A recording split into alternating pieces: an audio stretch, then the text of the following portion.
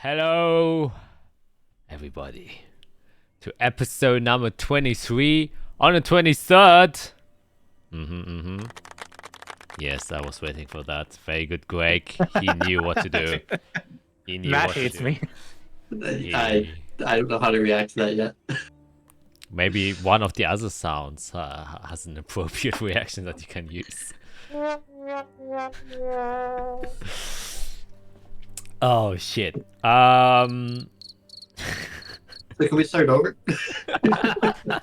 No. Jesus. We will commit to every single sad bit that we make because I'm just gonna do it again if we start over. yeah, that's true. He has the power, unfortunately. Yeah. Pretty excited that the 23rd episode is on the 23rd. Only 8 more sessions where that could potentially happen again. 24th, 21st, 26th, 27th, 28th, 29th, 30 and 31. After that, that won't be a possibility anymore. And only 2 more sessions to go. Well, 3 if we count this one. To the infamous episode number 25. Oh boy, I'm excited. I am excited to see you break that number. But, Ugh. as you all probably noticed, one of our other characters or players isn't there today. Once again, it's almost like they're swapping places. And maybe they are Arya, aka Felicia, has lost her voice because she was singing too much. That is a complete and utter lie, but that's how I imagine it. Which is why, unfortunately, she won't be able to join us. But luckily enough, taking her place and her unwavering enthusiasm is Skit once again back here. So I'm expecting a lot of voices for today's special episode. Okay, I should stop with my random ass fucking intros and just get to the introductions. Starting, of course, with the comedic genius of our 4-man party group. Please take the stage. That's pretty high praise. I wouldn't say comedic or genius. I'm Greg, and I'm playing Irix Banner, the human artificer, who there's just he's getting people playing with his brain, and he doesn't like it. That's his world is kind of falling apart. Hi. Now to play Dr. Fiera. So I'm gonna start doing fun facts every time we do this now. So she's actually a doctor of history. She's a doctor of language, of religion. Let's see. There's a couple other I'm missing. Yeah, so she has multiple doctorates. That's why she's a doctor. Nice fun fact. Good dating profile. Yeah, she's building it up. End of the world. Hi, I'm Skit. I play ISRL Leafina, the High Elf Druid / Cleric. And I have literally no idea what's going on because I wasn't there last week.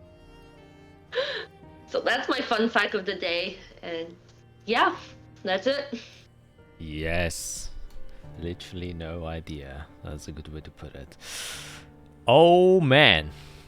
And technically, Dr. Fiera, if you have 3 doctor titles, do we have to not call you Dr. Fiera? Or will you just go by the... Try doctor. Or what Dr. Cubed. Or just Triple D. And then they sound... Yikes. What do those... What do those D's stand for? They stand for D's nuts! And then you got them! Yes! Now I will take the title of comedic genius. There you go. See, I like that one. Yeah, here we can't see the age discrepancy between me and my players. Very obvious, because I still think these nuts jokes are funny. Okay, let's not further delay, otherwise we'll say even more cringy shit. So let's just We don't do me like this, man. Come on. Okay. Let's just... I mean, it's a complete vibe change since they introduced the soundboard. And I can't do anything about it. So let's just start, please. Please, for me and for the viewers.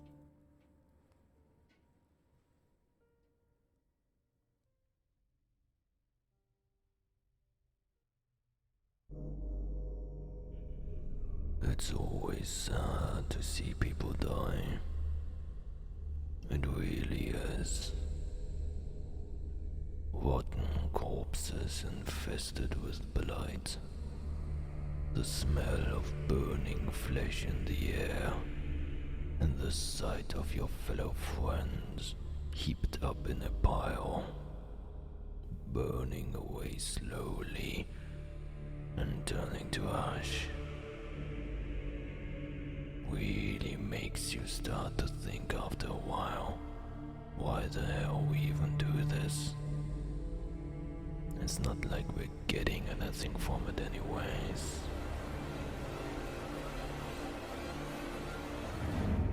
No.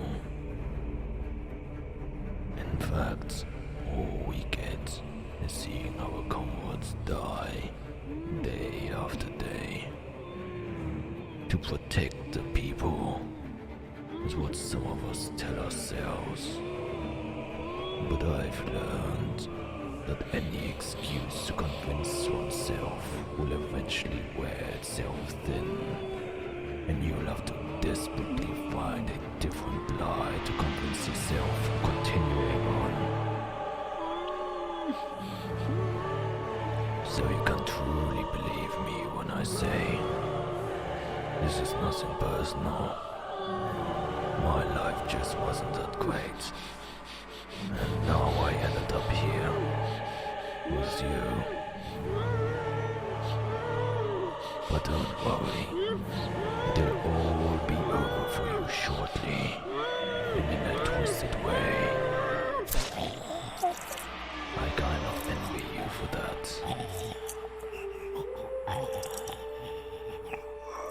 I'm too scared to die. But someday I will. And I'll be happy when that day comes.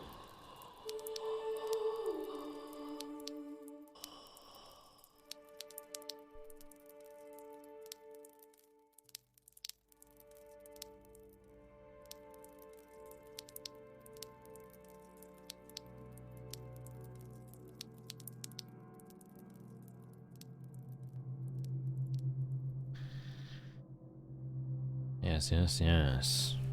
Well, let's start out with a quick introduction. Maybe giving Mrs. Iso a bit of insight of what has happened the last session. The 4 of you escaped Suanania, fearing an imminent invasion, potential attack and or threat in form of a war coming towards the 4 walls you were residing inside of. The 4 walls being the city of Sunania, as you have used one of Dr. Fiera's own created abilities, the use of Shadowmancy, to get insight for specific events that might or will most likely happen in the next 10 days.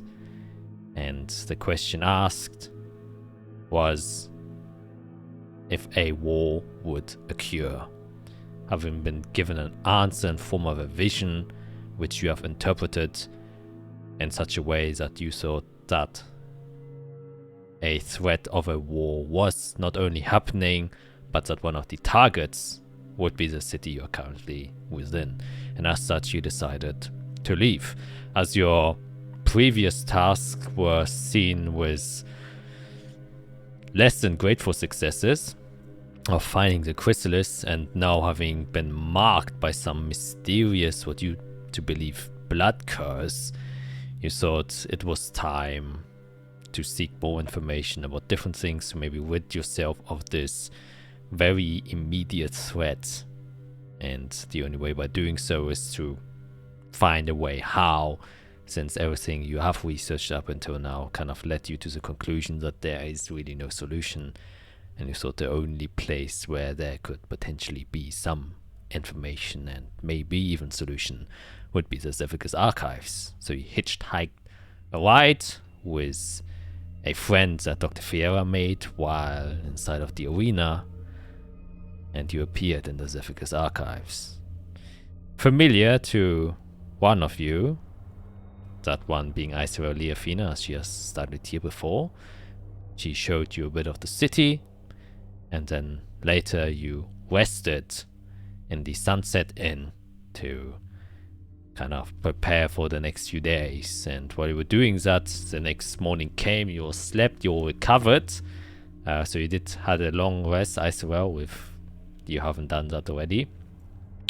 You, or at least on the doors of Eirik, Isra, and Arya, someone knocked, and a runner boy was sent to your room giving a letter that was for Isra from Terrendale, Wissensübergeber, your former professor in the university, as you have sent him a bird the day before to try and reach out to him, but he does not have the ability to send messages via bird, and so he had to go the old classic way and just send a runner boy to send you a letter to inform you that he would love to have a private conversation with you to kind of catch up, since you haven't seen each other in a long time.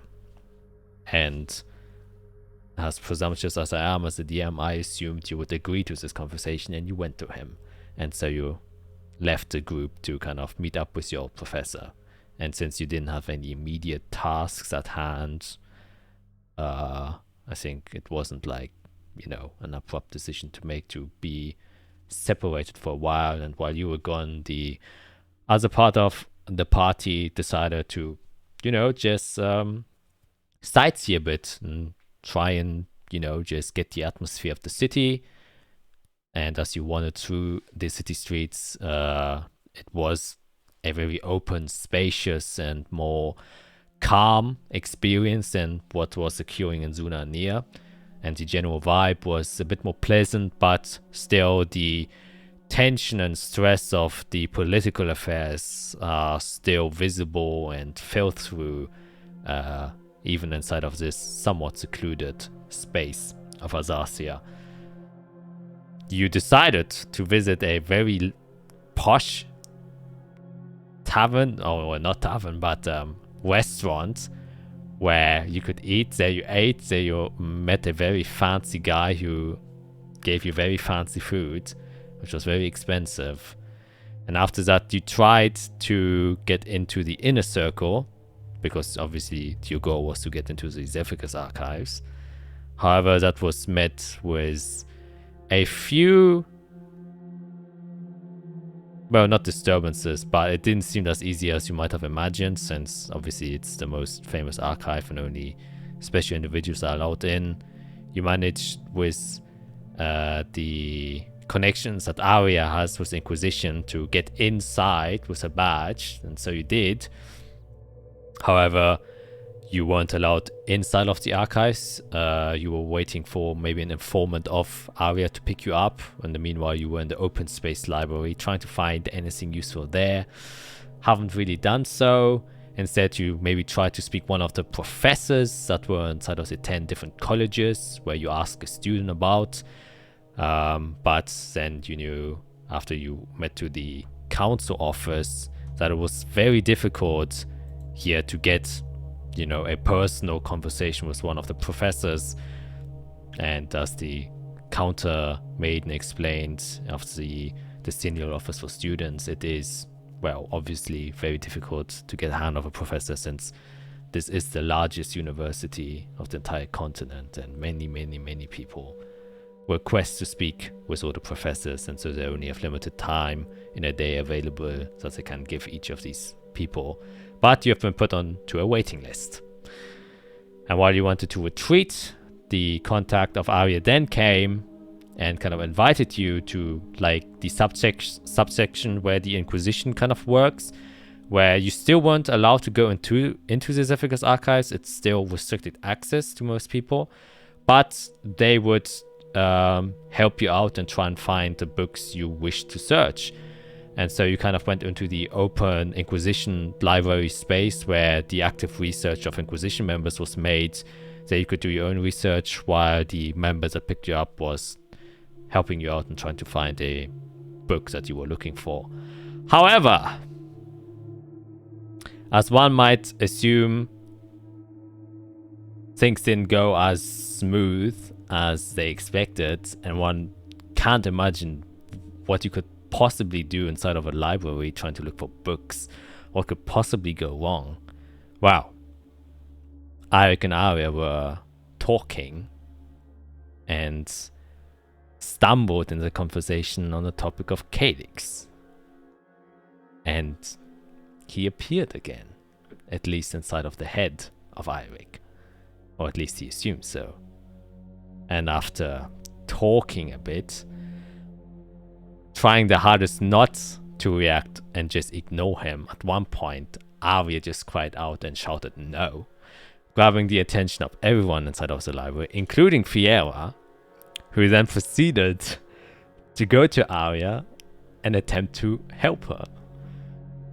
Which unfortunately backfired a bit, as her attempt to kind of dispel the magic of the mark resulted in her accidentally trying to dispel her consciousness at large, causing her once again, similar to when she first got into contact with Calix, to spasm out, strongly bleed from her nose, which then prompted obviously the other Inquisition's members to stand up and kind of investigate what was going on.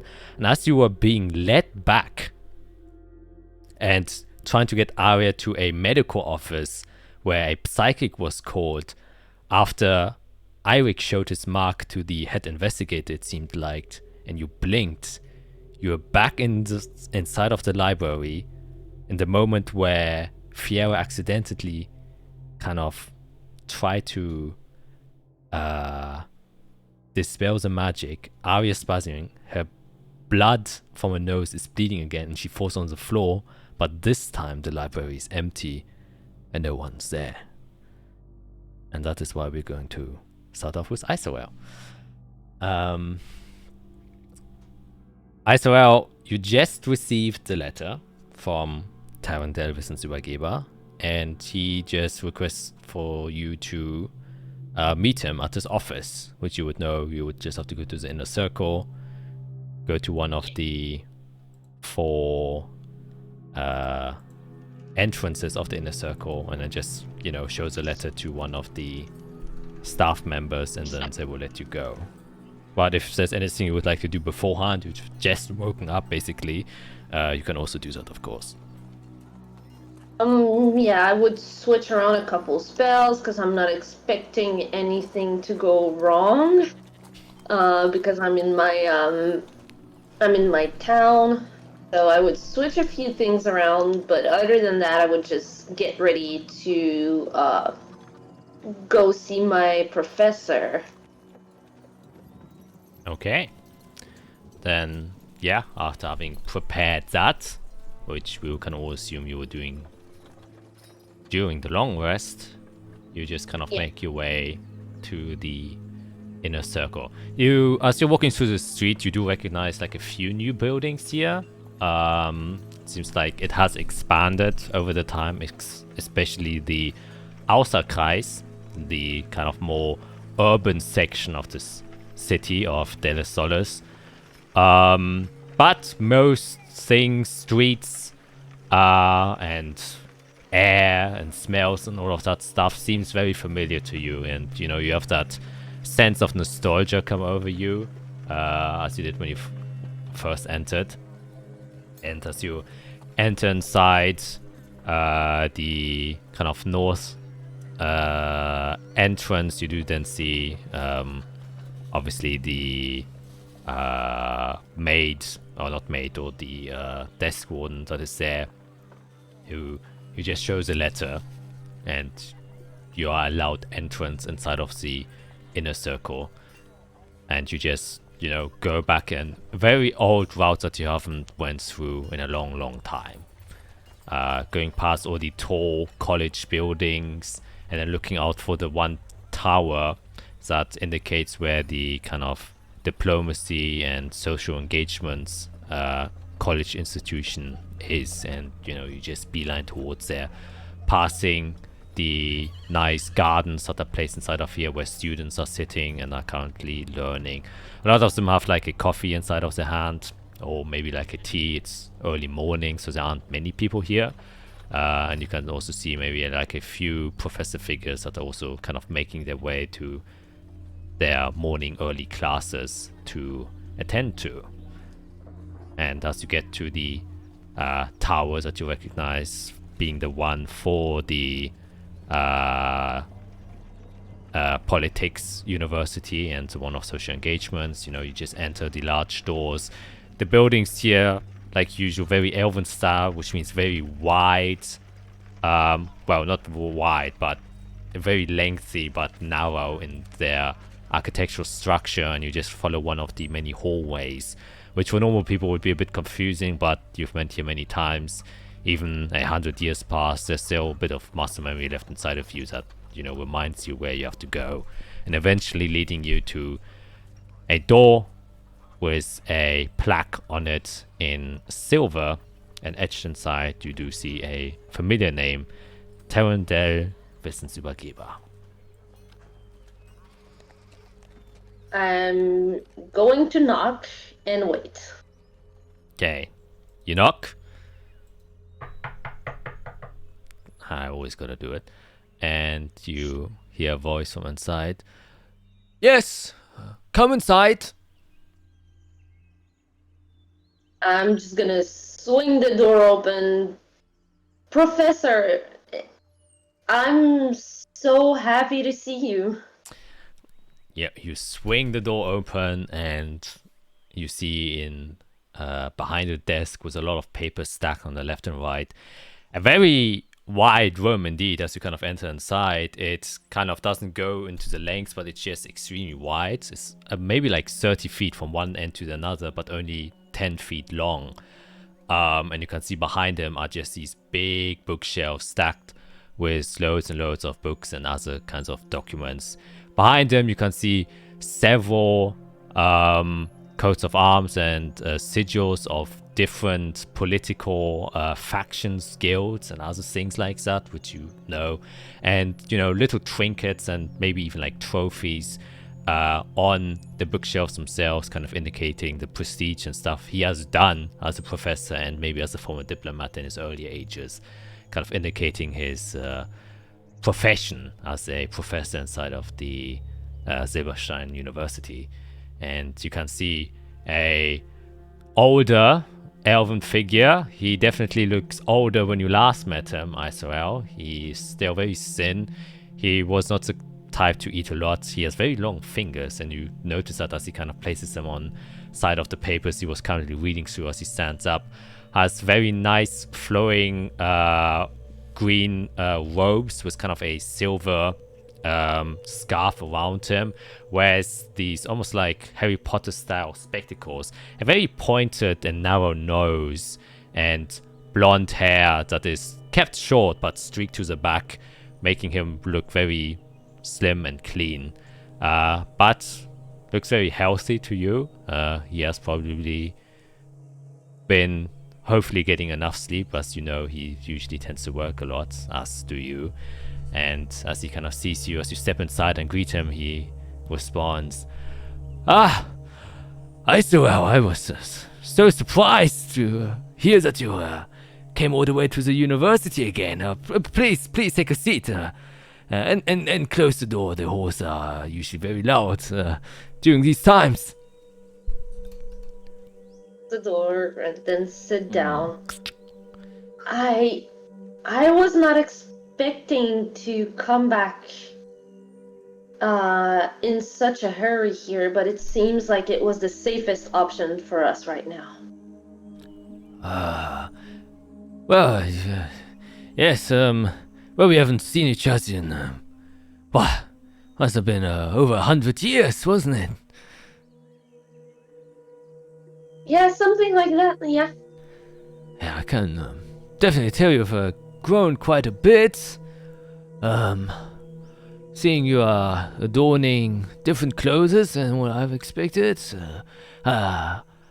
As I maybe have last recalled, last time we spoke, you were following like your druidic practices. Am I correct? Yes. I found Servalon, at least one of his druids. Well, not his druids, one of his daughter's druids. And I spent the last 100 years learning with him. I am a druid now. Oh, I mean, that is fabulous news, isn't it? It is fabulous news, but it is also very worrisome news, as we were kind of expecting, Professor. The weave is dying. I've seen its light dimming. I've seen the moon is also dying, slowly, ever so slightly, every single night. Wow. Well, I didn't expect such heavy news so early on. I'm sorry. It's just this is your life's work, and it was my passion project while I was here, and I'm sorry. I'm just so excited that I have so much to tell you, and I guess I haven't changed a single bit. I'm still word vomiting everything that's going on in my brain. Yes, still remember those days. Definitely kept myself occupied over the late hours and in those nights. Well, not that I'm the greatest magically attuned person, you know, I'm more delve in words myself. Yes, I've been following the last 100 years more on the diplomatic side of things, and it seems like it hasn't been going as well there either. Been talking with your father a lot recently as well, and it just seems like truly we are starting to enter an age that is quite worrisome indeed, as you say. Very much so. I saw him a few days ago. I was sent to Sunanir on a diplomatic mission. There was a discussion to be held, and things kind of went south when one of the members of the meeting turned out to be not who they said they were. And then the Lichnius got involved, and one of the dukes is dead, and there was a demon attack, and there was all sorts of things, and one of the earth chrysalis of Sunarnir disappeared, which my group was tasked to find and bring back, and the Lichnius got pissed, and now I got a ring from the Lichnius, but I've also been branded by blood magic, and things are just all kinds of crazy over there. And I'm missing a finger. And I thought I would be safer here, and my group would be safer here while we figure out what to do next. And yeah, I guess I'm getting in just as much trouble as I used to.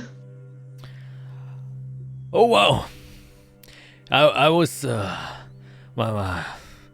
first thing I wanted to say is I was a proud professor, seeing that you got your first diplomatic inquiry and went after it, but seeing how it turned so hostile so quick, I don't think I should be proud about that. I hope it wasn't of anything you said that caused this tremendous amount of displeasure, but I would hope. My finger is my fault, but everything else I think is more a wrong time, wrong place type of thing. Oof, yes. Well, you said you were safer here. Well, I'm sorry to inform you, but the council members have turned out to be demons, and there's a. Hey, no, I'm just joking. That is quite curious. I've heard of the meeting you were taking place too, obviously. I was keeping a keen eye on the diplomatic relationships that were going on between the Holy Lichniers and the Chamber of Dukes. I was preparing to maybe write a study about it and maybe things we can further learn from. But I didn't thought that it would develop into such a mess, to say quite frank. I'm truly sorry that you had to went through all of this and on your first job, no less. I was expecting the dwarves to scream, the elves to scream, have a debate, take a few days, sign off a piece of paper, and be all right. My first diplomatic thing is done, and it turns into this week-long goose chase around the city trying to figure out things, and every time we have new answers, more questions pop up. And to be honest, it almost feels like this diplomatic mission is not as important or has been put on the back burner compared to the other problems that we have right now. Yes, that tends to happen quite often. Most diplomacy, or the act of trying to use word to solve things, gets often put aside, and the more abrupt and active measures are more willing to be used in this time and age, as well you have witnessed firsthand. Though I believe that it definitely was no coincidence that your very meeting has been the one that went down the drain so quickly. I've been, studying the diplomacy between Collis and Azathia for some time. I've been in contact with your father for long years. And, well, he was always very curious about Collis and, their relationship with the Holy Lichniers and with us as Azathians. And it just felt, like there was an ever-growing need to sign the Zelianas Pact in the last year, and it was climbing to this apex point. And, well, you witnessed the apex point. So I've been, building my own suspicions about the people inside of Collis, since they have been advocating so strongly for this for so many years. I'm wondering what their diplomatic purposes of this all could be. But well, we'll never know because the representative from Collis turned out to be dead a few days before the meeting, and an impersonator took his place at the meeting. So, were they actually coming to force the signing of the pact, or were they coming to negotiate? We'll never know, because the person who tried to take their place, whenever the debate got heated and there were news of the chrysalis going missing, that person feigned their death to get out of the meeting and skipped town to never be seen again. So, to this day, we still have no idea who it was and where they were, and what their intention was.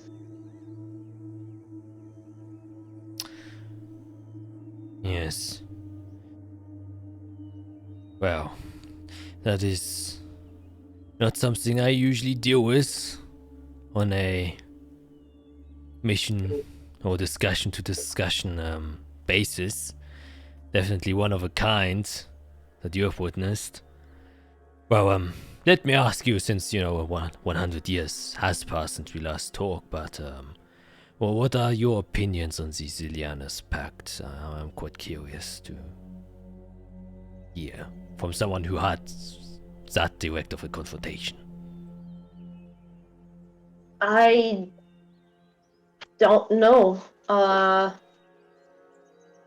I don't think that signing this pact is going to end well, but I also don't think that not signing this pact is going to end well. I don't think there is a good answer to this thing, because if we sign the pact, we get a faction against us, and if we don't sign the pact, we get another faction against us. And whichever answer it is, whichever solution it is, it's going to end in a war between the Lichnius and the rest of the world.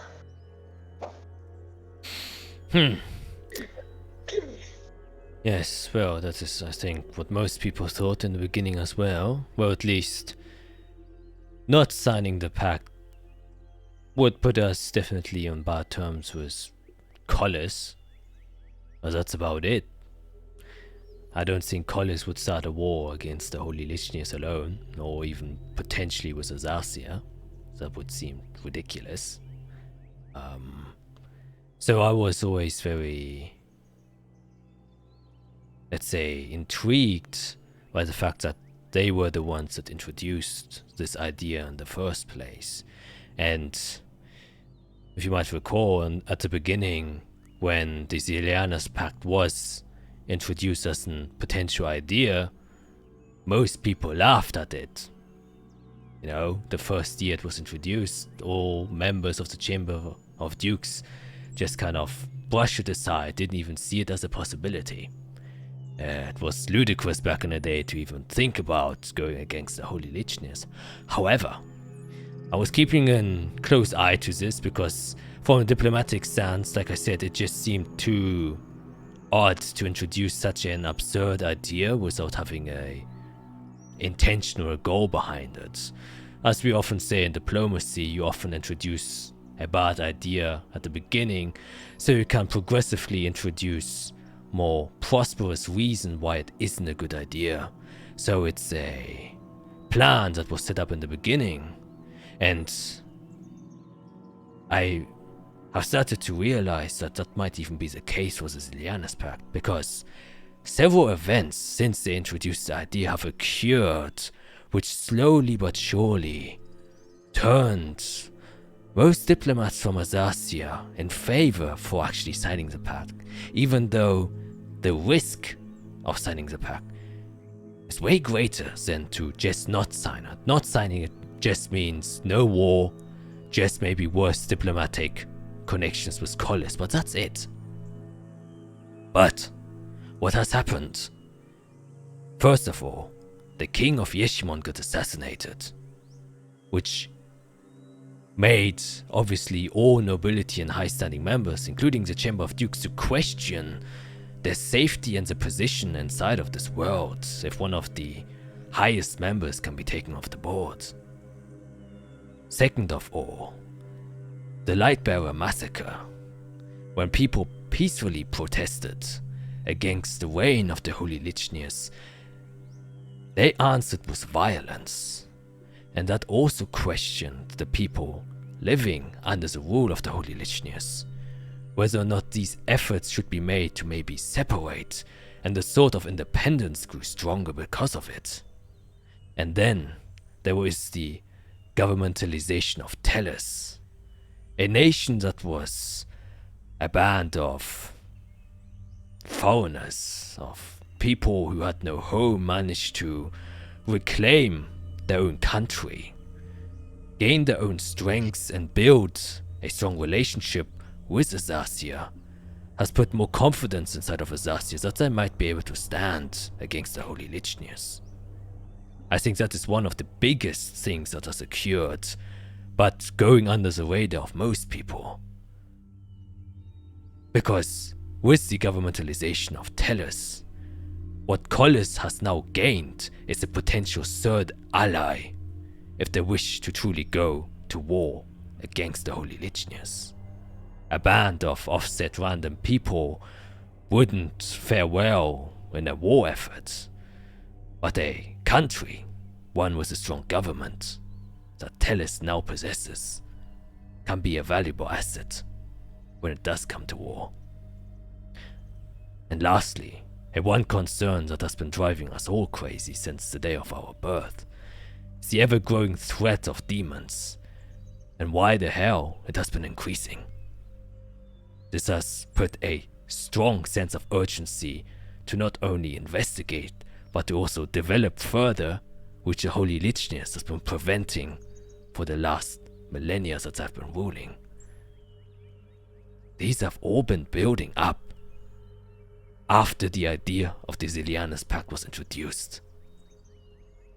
I believe that Collis was planning this from the very beginning.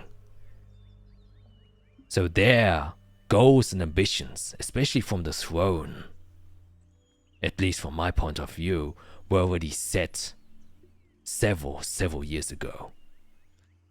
Like I said, only speculations from a diplomatic point of view, but that's the only plausible reason that would explain why they even introduced the idea so early on. If you understand what I'm saying, Isoel. I'm trying to wrap my head around it. So you think that possibly the reason why there has been an increase in those demons might be a Collis doing? No. Not the increase in demons. I do not know why that would happen. I don't believe Collis has anything to do with that. I don't believe anyone can actually. It would take an extreme power, like a Lichnius level power, to do such a thing. And even I refuse to believe that the Lichnius would purposely put more demons here just to mess with people. But it does make sense somehow if Collis wants to stick it to the Lichnius to try and rally all of the different nations on the continent and trying to make them raise to the best of their potential.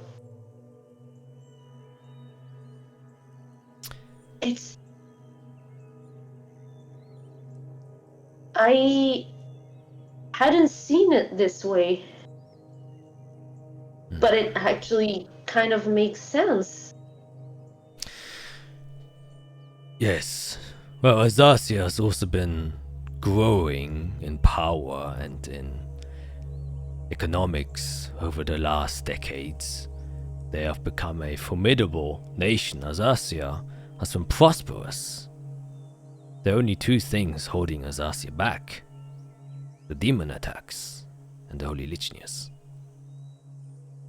I think these are two very good, let's say, targets that the people of Collis can point towards to make us more ready to take risks. If that makes any sense. It does, yes. Well, I also talked with one of the Stonewall diplomacy people from Collis. And while they didn't outright say, obviously, that they, were planning this, the one I was talking to at least hinted towards several, well, let's say, possible inclination of theirs. They said that the Order Throne was trying to increase development for all people, stating that they had their own means of doing so, apart from the light crystals.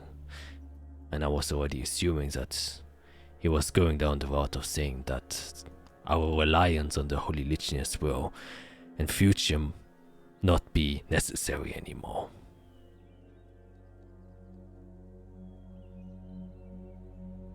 Well, in my research and my time spent learning more of Servalon and his children and everything that they've done for us and Azathia,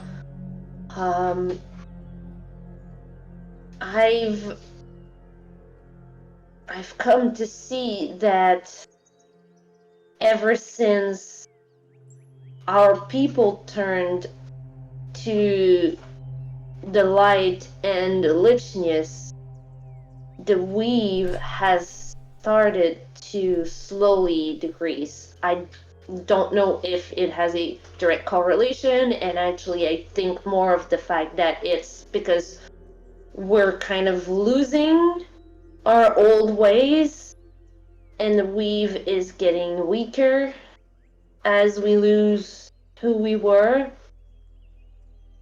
And I do believe that if we were more independent and more free of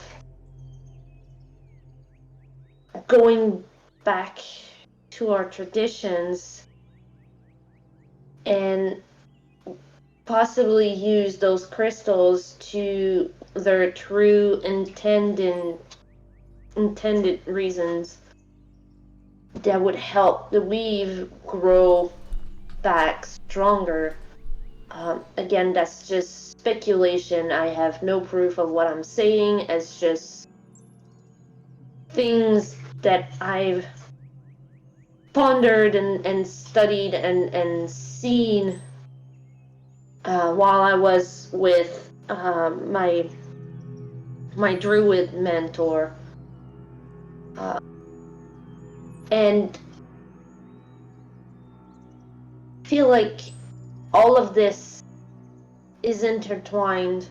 It's all just one big mess that's been shuffled all together, and now it's been going on for so many years and like centuries, and now we're left where we're at the point where we need to get this mess sorted out, and there's no way of figuring out where to start and who to trust and what to think.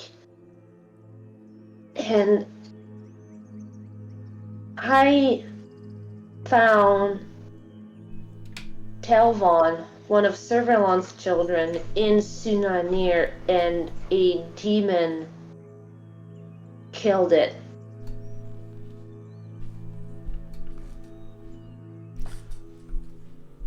Oh. Yeah. Servalon planted some of his children as trees in our land. Big, giant, lush trees. And they look over us, and they've been there for so long, and people have forgotten about them. And I feel like if we were to bring our people back to it, and back to our traditions, that would be the answer, one of the answers that we're looking for. And it would make us more independent from the Lichnius. Very interesting. Yes, very interesting. Yes. Yes. Well, we would have to know more about how we used to operate. I definitely know there's more to our history than what we already know. Have you found anything in your time as a druid about the the fake courts that used to be around at the beginning of Azathia? I did. I would have to. It's been so long. I would probably have to meditate about it to try and recall what I had learned or not learned. It's been so long. But it's definitely something that I've heard, and it's something that was known.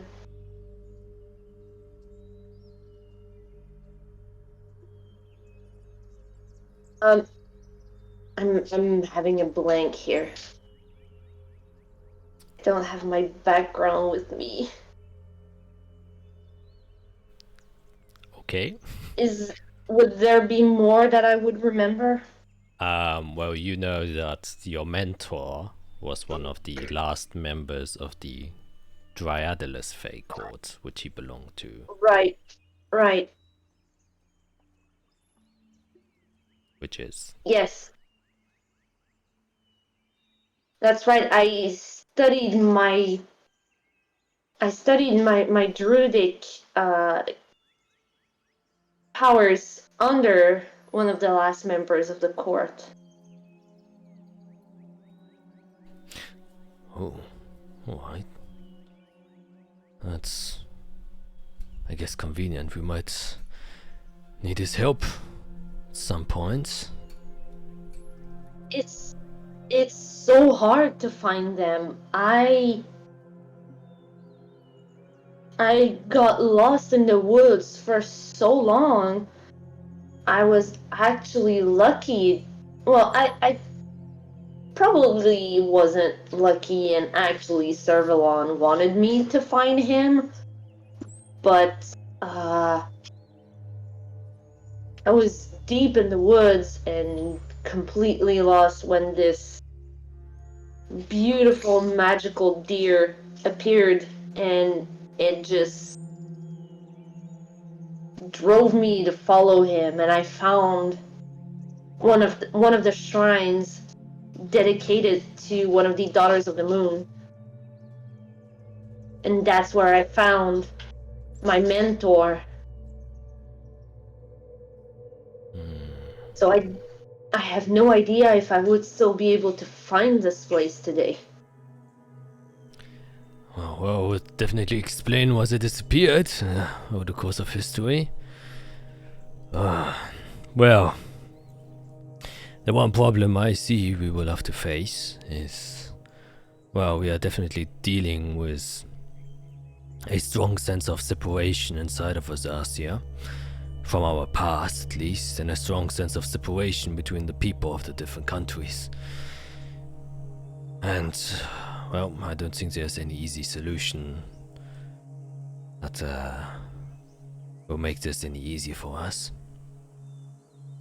Nor do I think there's any way that the signing of the Ziliana's Pact will be stopped, or at least not anytime soon. I've yesterday talked with your father. Seems like that Kornberg has made a visit to Collis, and they are already preparing the Ziliana's Pact and overseeing it once again, and seems like with the news of Zunanir yesterday announcing that they are now also officially in favor for signing the Ziliana's Pact. Well, that will be it. The only Chamber of Dukes are the ones in Ovalmere, which you would know is the city directly north of you. They're the only ones who are still against it. But I think 1 to 7 is a pretty anonymous decision that's going to be made. And from what I could ascertain from what your father told me is that diplomats from Tellus have also been invited to the meeting.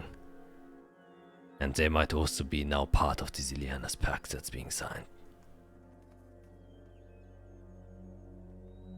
That's not gonna sit well with the Lichness. Well, There is a legion marching towards Sunanir as we speak, which is the main reason why we fled the city in the first place. yes, I'm not sure how the diplomats of the Holy Lichness will react. I've been trying to get into contact with them, but as per usual, Lorendeas has been making it quite difficult to get into contact with anyone. While Friedrich Septimus seems very keen on having no further influence from our side, because of the events that have occurred the last few days. I think the Crusader Legion stationed over Almia has also been called back to the Holy Lichness, so they will also be leaving, even though they have been stationed there for decades.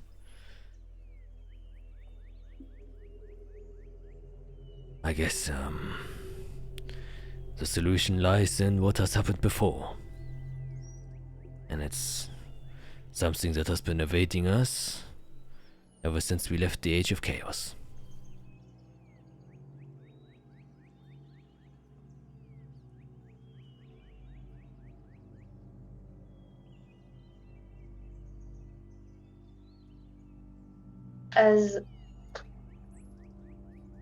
As crazy as all of this is right now, it's also not my group's number one priority right now. We have a more, I wouldn't say personal problem, because there's been thousands of people affected by this, but I would say potential big problem. And I'll just roll up my sleeve and show the mark to my professor, and say, we decided to attend a fight in a pit in the underground of the city to kind of see what it was. And a crazy man that I will not mention used a blood curse on us, on everyone that was present. And he has now the very bad habit of showing himself, or doing bad things to our brains, and we're trying to figure out a way of getting rid of it, which is also one of the reasons where we came here, because of the archives. Kinda looks at it, very confused. Well, that does sound rather problematic. It seems like Yes. you truly always have your fingers in trouble. I did lose one because of that, yes. Yes, truly fulfilling the sayings, I see. Well, unfortunately, I'm not able to help you there much. Not the biggest I figured as much, yes. magical users. Does it hurt? Um, physically, not really. It's more mentally that it does a wreck on us. A friend of mine, basically, well, I've talked to you about Arya many, many times, although you've never met her. Um, she is my oldest friend, and I've reunited with her after going home, and she's with me on this mission. And she basically lost consciousness right after the fight. Like, her mind got mushed.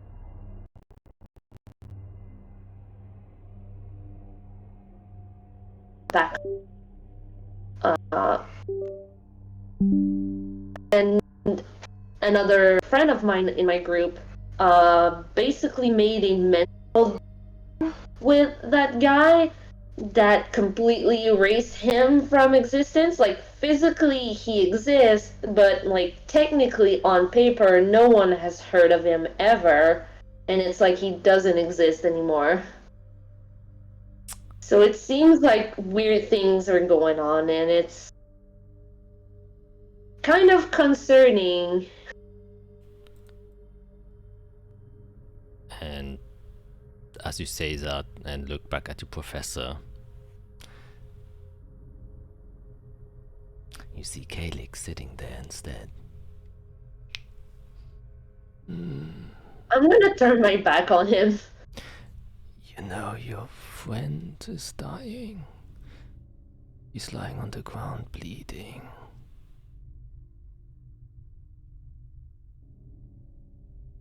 Just like the first time she met me. I would try and see her if I were you. Might be the last time. I'm gonna start talking to my professor about whatever bullshit I can think of about like my meal and how we got here via transportation from someone that helped us, and like just start blabbering utter bullshit to just drown out Calix's voice. Yeah, he is sitting there where your professor was sitting. Your professor isn't in the room anymore. Yeah, I turned my back on him, so I don't give a shit at this point. I'm just blabbering to drown out his presence. So you're talking to the wall, basically. Yes. Okay. Yes. For how long would you do that? Probably a few minutes, and like just saying like I had this for breakfast, and then we went for a walk, and then I showed my friends this place, and then we did that, and then I got your letter, so I decided to come back, and then I was so happy to see like all the things that I've seen, the familiar faces that I didn't think I would see, and I'm just like blah blah blah blah blah, just bullshit my way through it. Okay. Let's say you talk 5 minutes. Yeah, probably about that before I kind of run out of bullshit to say. Okay, you haven't like Kalix like just said what I just said, and then he didn't talk while you were talking. That's fine. I'm just. Yeah, I'm just clarifying what is occurring in these 5 minutes. 5 minutes pass. You know, you kind of stop talking. You're still facing the exit or the door and the wall. Yeah. And what do? You don't hear anything behind you.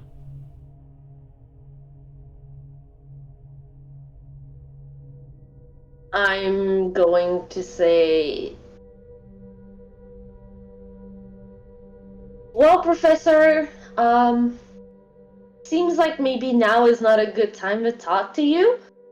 So, you know where I reside right now, so please, if you have some time, come and have a meal with us. And if you think of someone that can help us with our little problem, you're more than welcome to send their name our way. And with that said, I'm really, really happy to have seen you, and to the risk of sounding a bit rude, I'm gonna take a leave now and go for the door. Okay, as you say that, you immediately hear a response. Is everything okay? I swear we just suddenly turned around and then you were standing still for 3 minutes. I just had the visit of said person that cursed us. And I've been told that ignoring them or not talking to them or not acknowledging them was the best way of approach, so I apologize if that seemed a little bit odd. Oh no, it's completely understandable. I do not get the full extent of what is occurring, but I trust you. Well, then if you must leave now, I guess that is obviously in your free will to do so. I do not wish to keep you too occupied. Well, I'm very sorry. I was just trying to figure out if you were, and then I'll turn around to face my professor. I just did not want to look at him and acknowledge him. I'm very sorry about this. It seems like every time we mention him, he just pops up. So That sounds very annoying and inconvenient. I mean, and dangerous. especially as a diplomat, my whole thing is talking, and then if someone would pop up inside of my head, I would know what to do.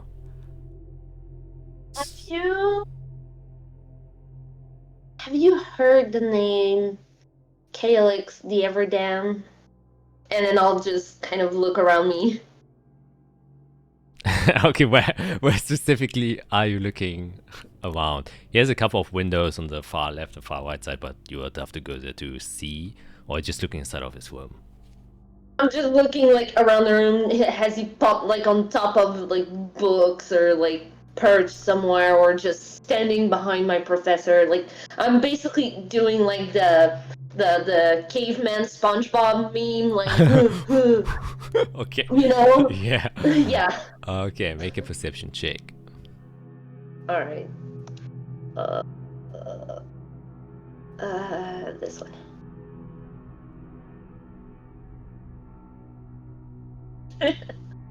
That's a 25. God damn. Doing way better than the group last time, I will say.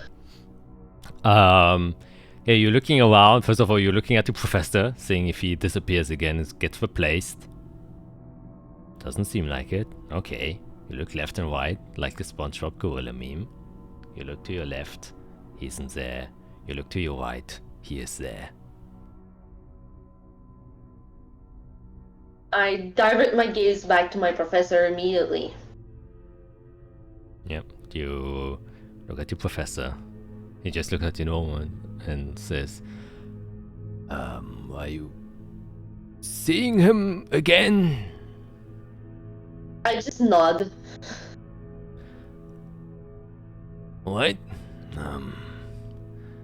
That is, very worrying.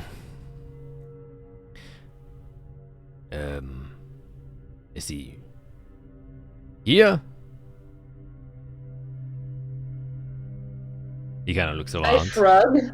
He kind of starts looking around. And as he starts looking around, you can hear footsteps approaching. Wet footsteps.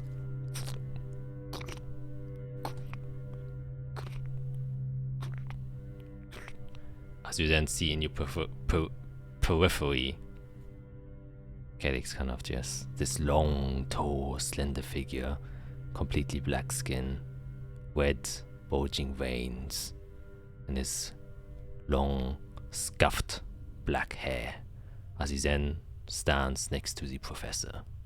The professor's like looking around and obviously isn't able to see him as he kind of just looks to his left. Calyx standing immediately next to him, but not noticing him. I'm gonna turn my back again on my professor and be like, so, my father, you talked to him yesterday. Did he have anything interesting to say? Yes. It seems like Arya's father has betrayed.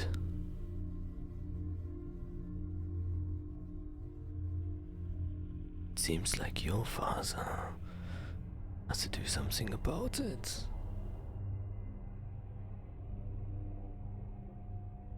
It seems like Arya is suffering the same fate right now. But don't worry about me. You can keep on talking here. And the longer you wait, the faster she dies.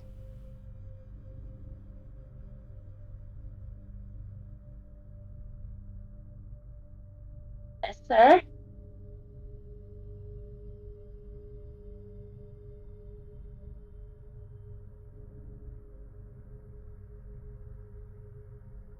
Don't hear anything.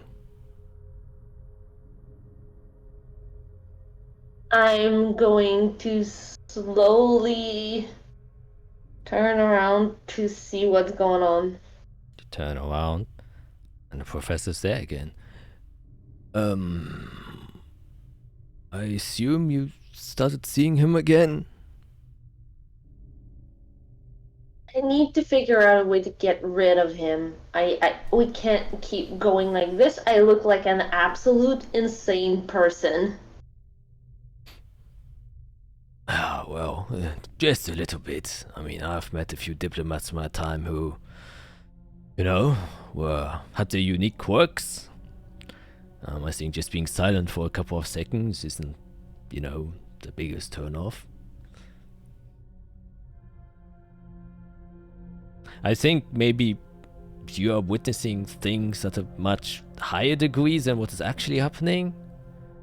Well, I don't know what is actually happening with you, but for me at least, it just seems like you go silent for a while and then you just kind of wake up. That's what I've been told, yeah. Which is why we're trying to find a way to make it stop, because it's obviously playing with our head, and some of us are going insane. Like, actually insane, and if I am to believe what he's been telling me, Arya is in trouble. Oh. That, sounds rather urgent. Well, I guess maybe look for I her. don't want to believe him, but then again, I don't want to let Arya down. Yes, I think it wouldn't cost much just to check on your friends. And, we've catched up a little bit, maybe in maybe less stressful times. We can have a normal conversation over some tea and maybe some cake as well. How does that sound? Absolutely, and I would love for you to meet my group. Very interesting people. So, All different kinds of walks of life. I'm actually. Do you remember the Lichnius diplomat that was hung in Tellus a few years ago?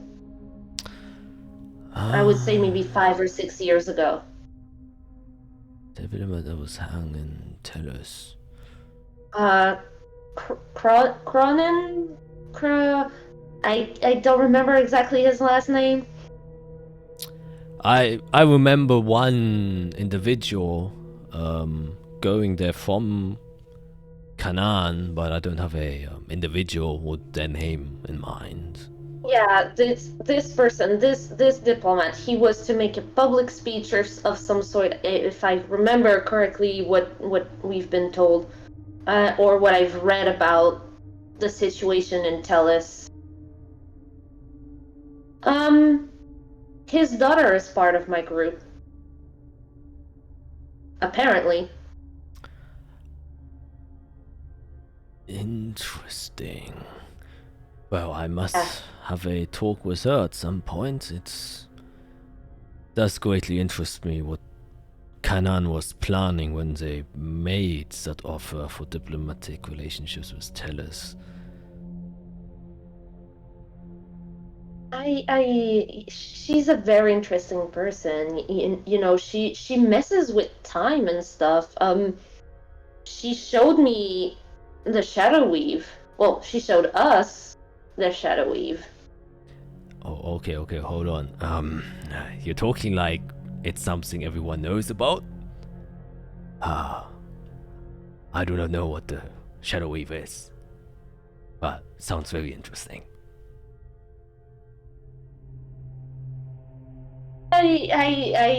Some days I don't know what's real and what isn't, what's normal and what is insane.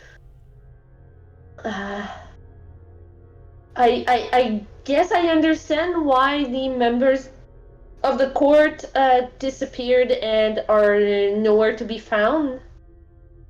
They probably have a hard time deciphering what's real and what isn't. Yes, that seems to be a common theme following you around, for better or for worse. More likely the latter. Well, anyways, I don't want to keep you occupied too much. Your friend seems to be in danger, or maybe could be in danger. So maybe you check on her, and if everything seems fine. Well, my schedule is quite tight at the moment. There's a lot going on, so I don't know when the next time we can speak. However, I will just, like this time, send someone, and then they will just give you a letter, a notice, and then you will know when you can contact me again. No worries. And in the meantime, if I find anything of interest, as always, I will send you one of my little birdie friends. Yes, was quite a surprise when you arrived. Definitely. Well, I'm glad I got to see you today, Professor. Thank you for receiving me. Always nice to see some of my former students, especially ones who have things happening inside of their life. Most diplomats don't have anything going on. Alright. I sometimes wish I had a more calm life, but then again, I wouldn't trade the knowledge that I've gained for anything in the world. Yes. Well, then until we meet next time. Have a good day, Professor. You too, Isabel. And I presume you exit the building. Yeah. The long hallways there, a few students passing you, and that is where we are going to switch to the two people who have an unconscious Arya in front of them, bleeding profusely from the nose inside of a empty, well, not entirely library, but library compartment.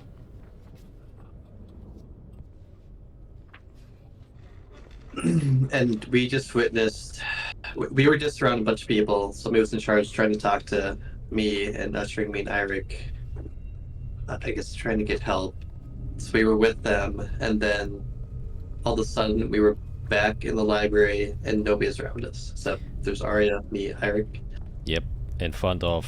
You're basically witnessing the moment where you dispel magic a second time over. That's immediately after that has happened.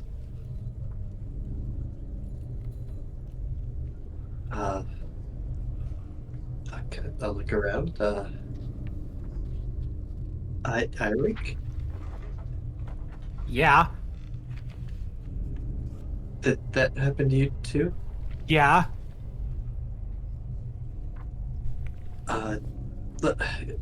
Go look for someone. I'll look at. No, you. You check on her. I'll go find help. Jesus, we needed so much power to try to fix her last time. What are we supposed to do here? What? Well, the Inquisition has a doctor, I think. That's what they said. And then I'll rush somewhere. I don't know. Wherever they came from originally, where the. I'm gonna look for someone. I don't know. Okay, then make a Someone panic. perception check.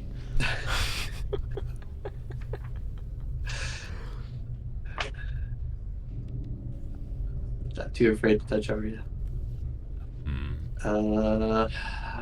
Yeah, sounds about right. Before. Oh my god. Yeah, you are panicking, hyperventilating, and all of the above. You're looking around inside of this section of the library or Inquisition study area. You look past all the bookcases, no one is there. And you're just... Dang it.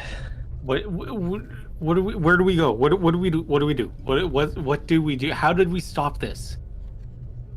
I don't know what this is.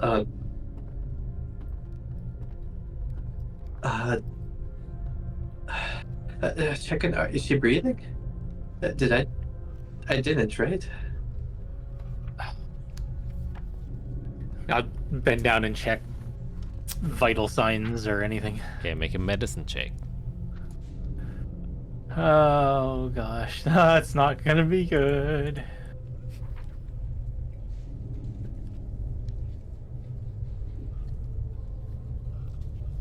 That is a 5.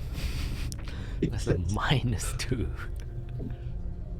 You go towards her, and the only thing you notice is, dang, there's a lot of blood.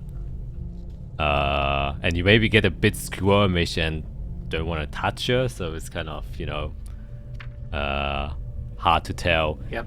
I will say, just because it's like a passive observation and it's easy enough to do, it still seems like she's alive.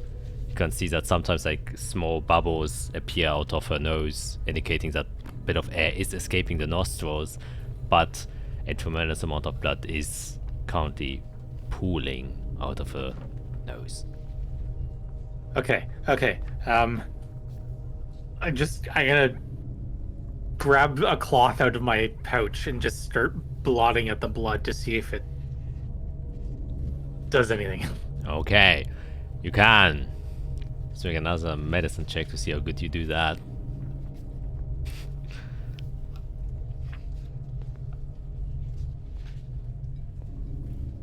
Come on.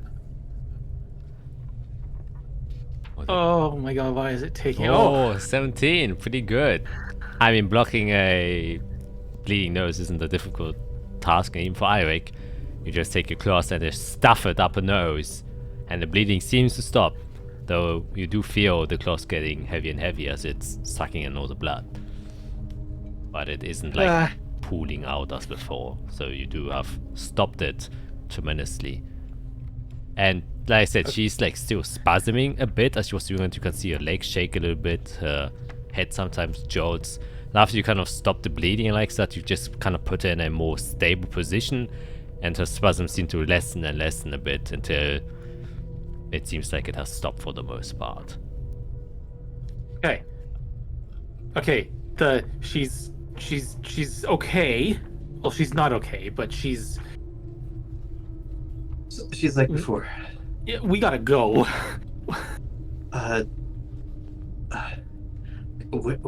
There's nobody. Go where?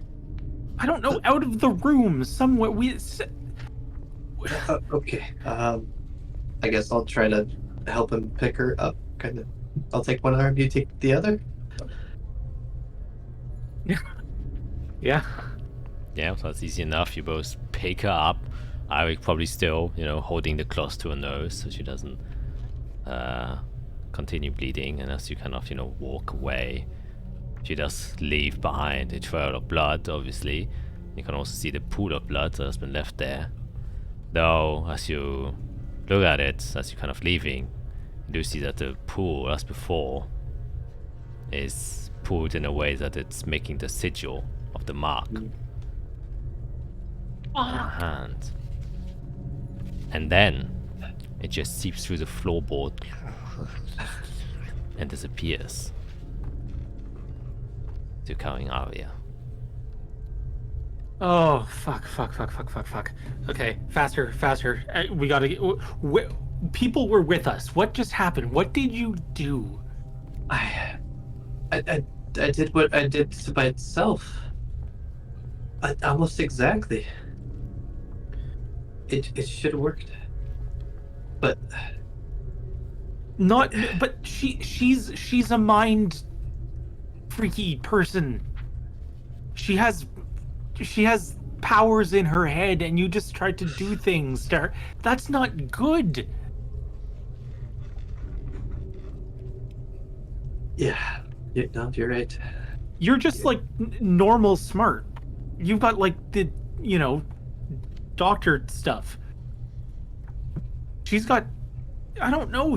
Oh God. She's different. No. I guess in Elven, I'll just yell out at them. Anyone? Hello? We need someone trained in medicine now. Hello? Okay, are you going outside of the study area, or are you currently still? I think we're kind of making our way toward the entrance, I assume. Yeah, okay. Yeah, shouting that, nobody seems to answer, but then you exit outside of the study area, where you then come into the campus area once again. So you do see people kind of walking around, and as you're making, an obvious commotion, you do see a few students who have been passing by and kind of looking at you curiously and are starting to approach. You can see a half-elfen man, young man in his early 20s with a small gnome next to him kind of approach and say, hello? What is going on? You called for help? Yes, we don't have time to explain. We need somebody who's highly trained in medicine right now.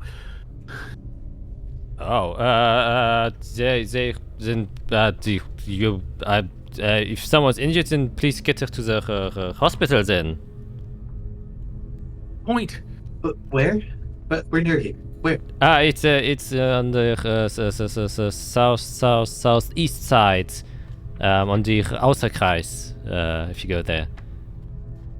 That's so far. Jesus, why is that so far away? Why isn't... That seems like a very important thing. It's 5 minutes if you jog. Have you ever jogged with someone trying to carry someone? Whatever, never mind. I mean, if you require help, we can help you carry. I mean... What? Brother probably stronger than me. Please. You know where you're going. Just grab a limb and let's go. Okay. And then they just kind of take an arm, and then they just start to walk with you and start to rush as they proceed their way to the southeast, which I just take you to the middle map, which is basically you are exiting from here and going right over there. And while you're running there, he seems to be like, okay, what exactly happened? Doesn't usually happen inside of here. You don't want to. No, trust me. She just needs somebody highly trained. Okay.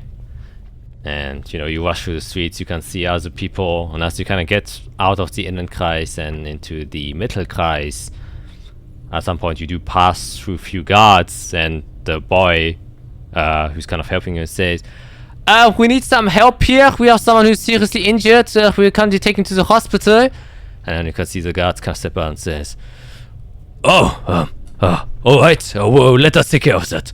And then, these strong, heavily trained men obviously then kind of, take her away from you and then, start carrying her in a more Thank you. professional manner and not scraping her across the floor. And then you kind of follow them. The boy is, follows like halfway through, but then it's like, well, okay, I think that's enough for me. I hope she will do okay.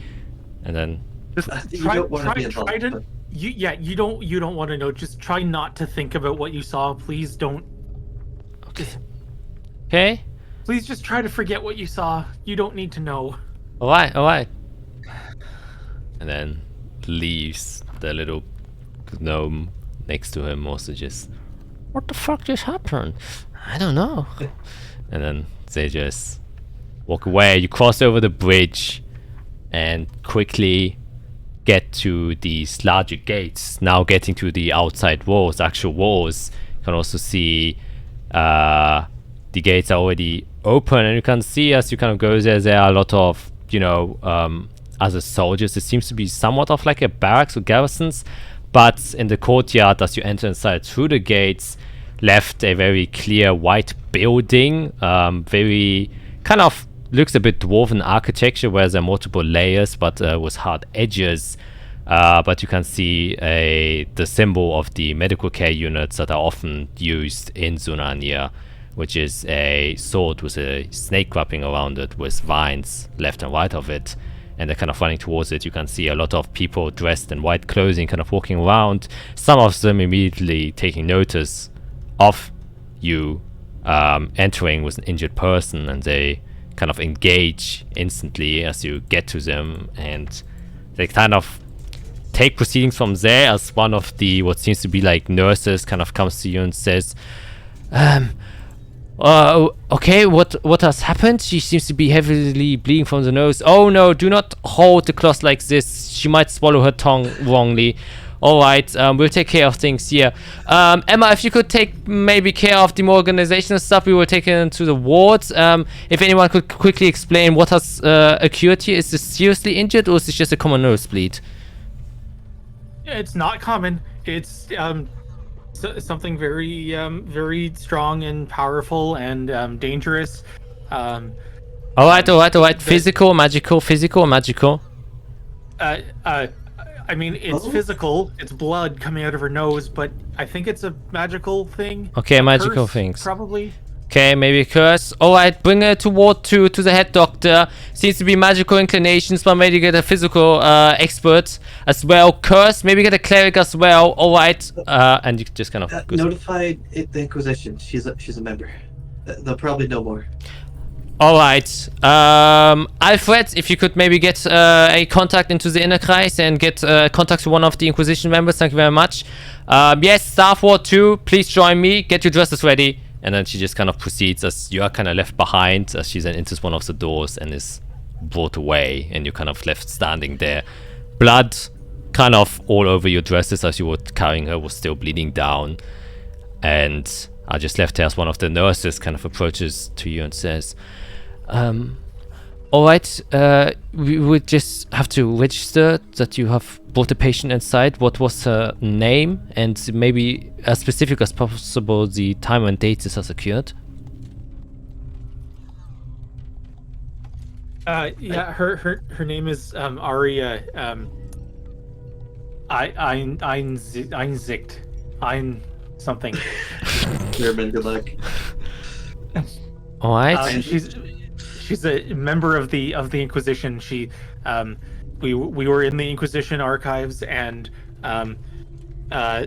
we were doing research, and there's how long ago did this happen? It was just 20 minutes. It was really recently. We were just inside. There was some kind of I had a mental influx of I don't know how to explain it this. was a mental attack from a magic user, and I tried to ward against it, and it didn't go well, and she got hurt. Right. Have you noticed maybe any other debilities that have happened since her nosebleed? Any maybe signs or reactions that might have occurred? Maybe decoloration of skin, any physical abnormalities? Maybe her arms have swollen muscles. Physical reactions, maybe was he screaming, was he shouting? All the above. Everything. Oh, all right, so decoloration of skin. Yep. You know what? Assume the worst. Assume she might die, and do your best to help her. We are going to go back to the scene where this happened to try to catch the magic user. All right. Well, it's mandatory for us to know the exact conditions she was left in, just so we have a better idea, so we know what we're dealing with. So it's important. Yeah, it's a magical curse. You can see the mark on her arm. It's heretical magic. It's in her blood. So make sure she doesn't run out.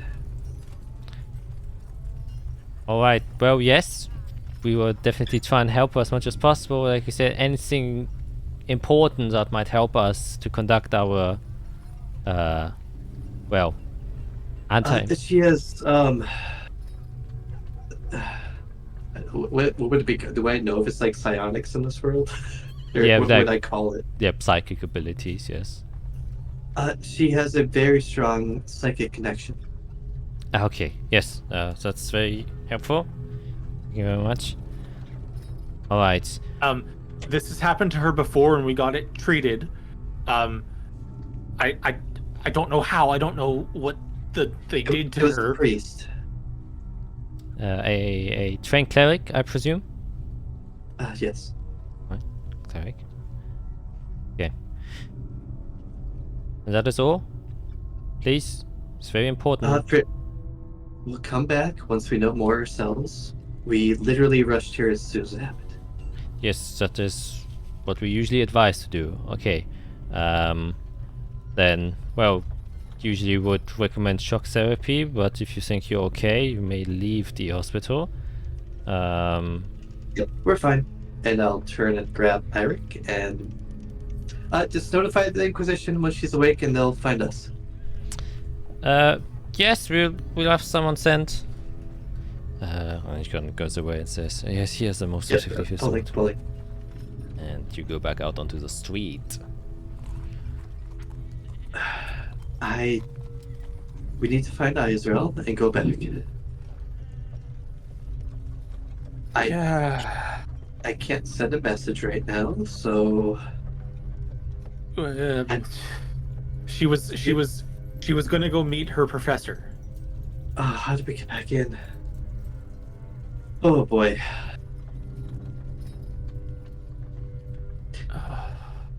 Let's go back to the desk we were at on the west side. They should recognize us. And do you remember the professor's name?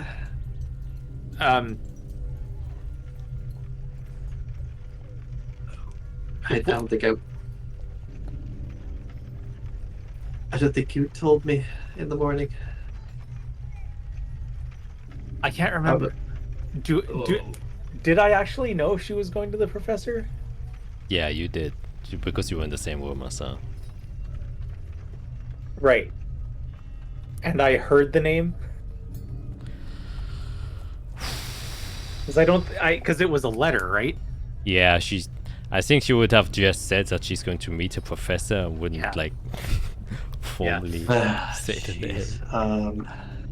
Good for us. I can't trust my magic right now. No, please, don't. Exactly. You know what? I will take my locket off his chain. You hold on to this for now. It's What? It's not the locket. I'm pretty sure it's me. I shouldn't do anything right now. Just put it in your pocket and don't lose it. Like shove it into your chest, please. Oh, okay. Okay. I shouldn't be able to do anything without it. So Is this gonna like do something to me if I hold? Like, I don't. I mean, if you really wanted, another time.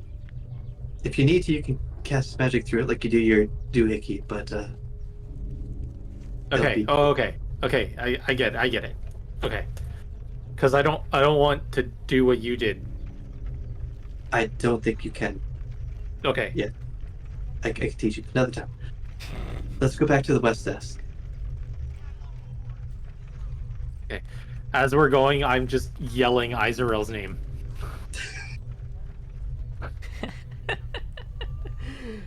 Okay. I guess when you do come to the west gate, I guess I will make a perception check. Oh wait, what? No, that We would should be be pretty easy to spot. that would. I mean, I was gonna say, like, as soon as I got out of the university, I would find a bird to send a message through the bird Yeah. Yeah. with my Yeah. animal thing, my animal messenger. Yes, and I think your passive perception is high enough, anyways.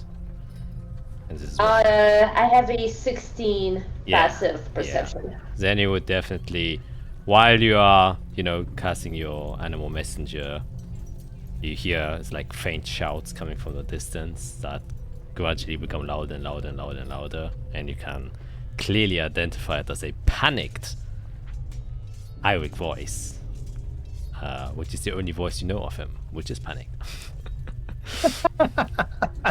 As he's shouting your name over and over again as you two get I at would the probably start running towards the voice. Yeah. So you guys kind of arrive at the desk. The desk clerk is kind of like overwhelmed a bit. It's like, hello, welcome back. Yeah. Okay. Good. You recognize us. That's good. That's perfect. Our friend, the one who was in the Inquisition who got us in here, she's gravely injured, and we just took her to the hospital.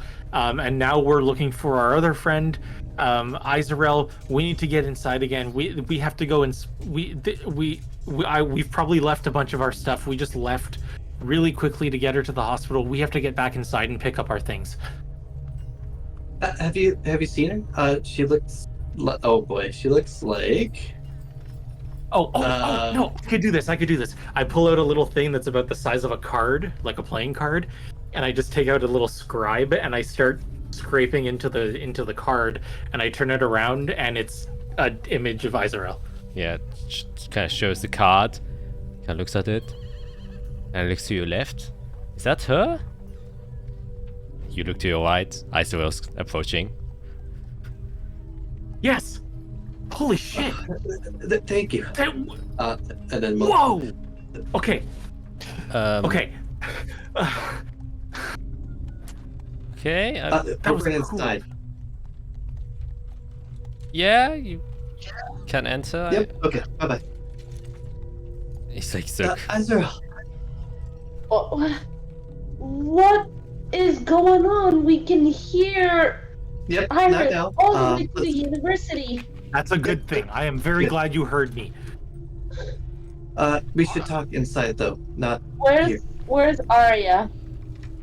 Inside. And then we're literally just dragging you through the gate.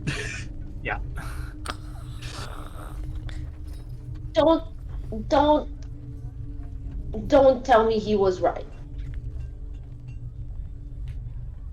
Don't tell me he was telling me the truth. Did he talk to you too? Yes. He told me that Arya was dying. It's getting worse. Inside the archive though. Because I assume there's people still in the inner crisis walking around. Yeah, definitely. Yep. Yeah. We're literally doing polar aside. Okay, so you kind of enter back inside.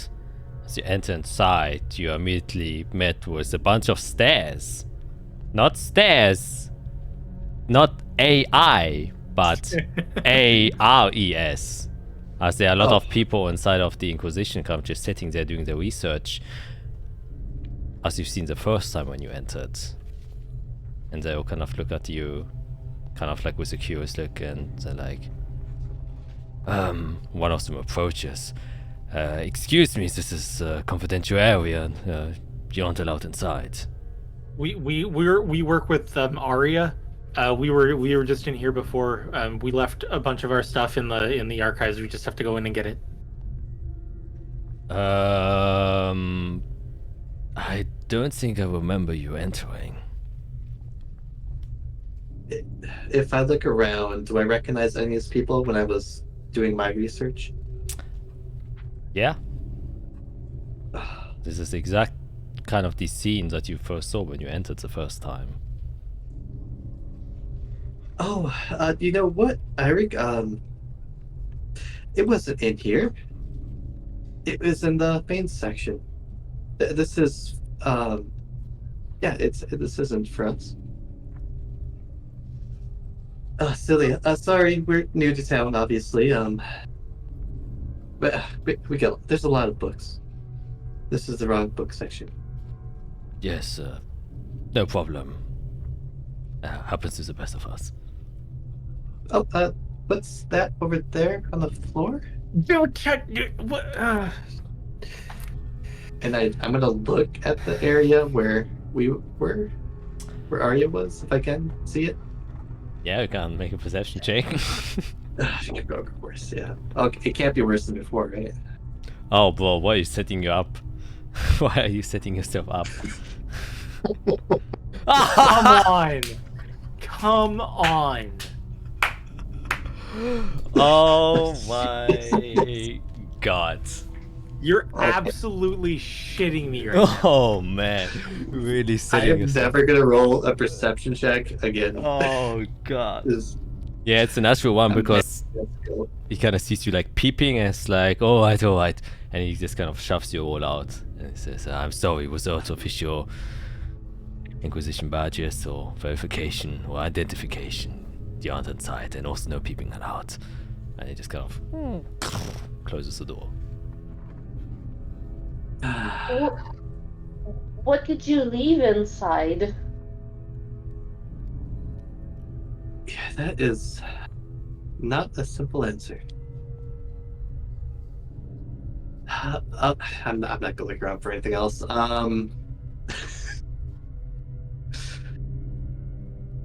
Let's find an area away from people. I We need help. I need help. We need help. We need help. I'm gonna look around and try to see if I can see a tree that kind of looks like Telvon looked like in Sunanir. I would say I will give you this for free since, you know, you have literally lived here. There is no big tree inside of Delestolis. Or at least not as big as the one that Telvon was like hundreds of feet high. Yeah. Like there's nothing close to here. They're like, you know, the great wood trees of the forest surrounding you, but also they are small in comparison to Telvon. Okay. Let's go back to first of all, where's Arya? The hospital. Good. Actual It doctors are happened going to be again. able to. What do you mean happened again?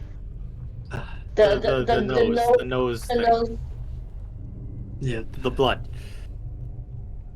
Yeah. Let's go back. I don't think there's right now. I don't think there's anything else I personally can do for Arya.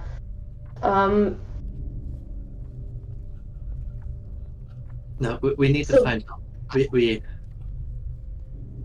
There Yeah. is an inquisition here, though. Without Arya, it's going to be tough. And after Right. what happened to me in Eirik, I don't know if that's going to be possible. Well, they're gonna take care of her for the time being. They'll take care of her. We Well, need to take care of this. Yes, we do. Let's go back to our rooms to have a little bit more privacy than the middle of the streets. Were there in the library, the general section, were there private areas? Yeah, there were study chambers. There's a closer place in the general library for the public. But we can go there. Yeah, I spent a little bit of time there. Perfect. The page boys really need to get better training, but yes. I mean, it really depends what you're looking for. Obviously, if we're looking for blood curse magic remedies in the general people section of the library, the page boy is probably gonna look at you like you have two heads. Fair. Okay, you then you sully your way over there. Get inside of the general library. That's where we're gonna take a quick break to calm the fuck down. What are you talking about? What am I talking about? You're right. What am I talking about? I'm talking Jesus. nonsense. Okay. Yes. Gonna. Oh god, did I do that or did Calyx do that? Who messed? I think I did that. I don't know. Yes. Who did it? happened? It's a question of who did it, and we all loved that game as a child. Yes. Take a quick break. So see you guys in a second. Bye. And we are back again with these people trying their damn best to stay out of trouble, but in every single way they just get into more trouble. You enter the library. Super calm. Super calm. Super chill. Everything's okay. No panic at all. Ever. Yeah. You're like a 23-year-old guy in California that is smoking weed, but you all know he's got crippling student debt behind that lavish smile that he has. So he might seem chill on the outside, but inside, he's dying. Just like this group. Yeah. Yeah, that's actually pretty good. Yeah, you enter the library. Once again, in the front hall, which isn't the main library. The main library is behind the two doors on the far side, which I will just skip you through, since I don't think you will talk much to the desk. Kind of go through there, and you're in the main library halls, where you can see a couple of booths on the back side, if you wish to enter one of them, and where you can see some students are coming out. One of these booths probably frequented often by Isabel in her times, as when she was studying here. Yeah, and you Probably spent 98% of my time outside of classes there. Yep. That one looks good enough. And you go to the one that looks good enough.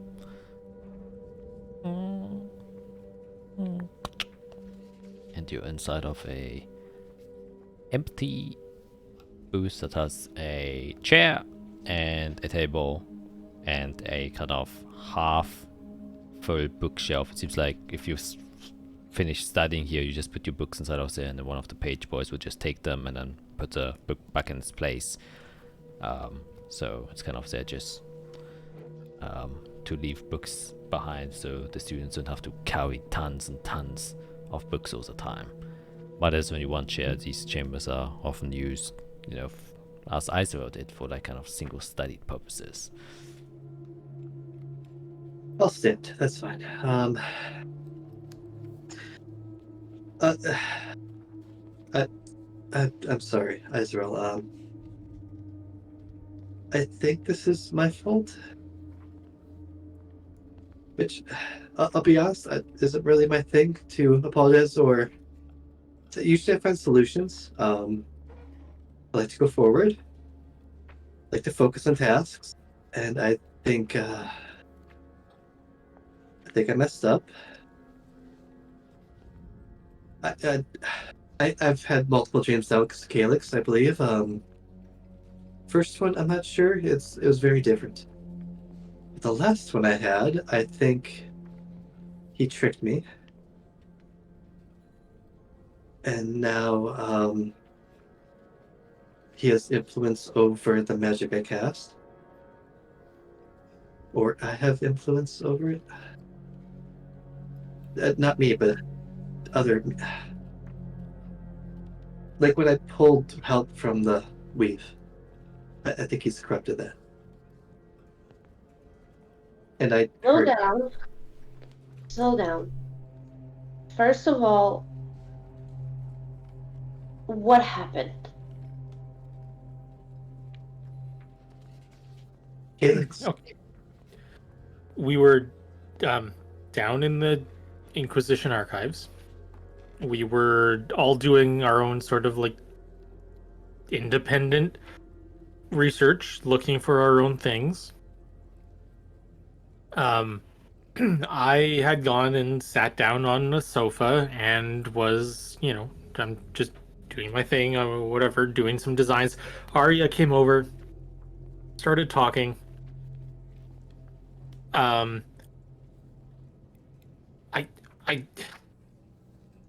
We just started getting on about our stories, and then slowly started talking about the Him?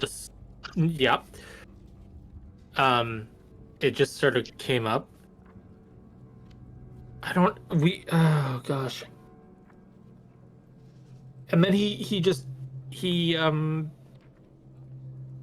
into my head. I tried so hard to ignore him. I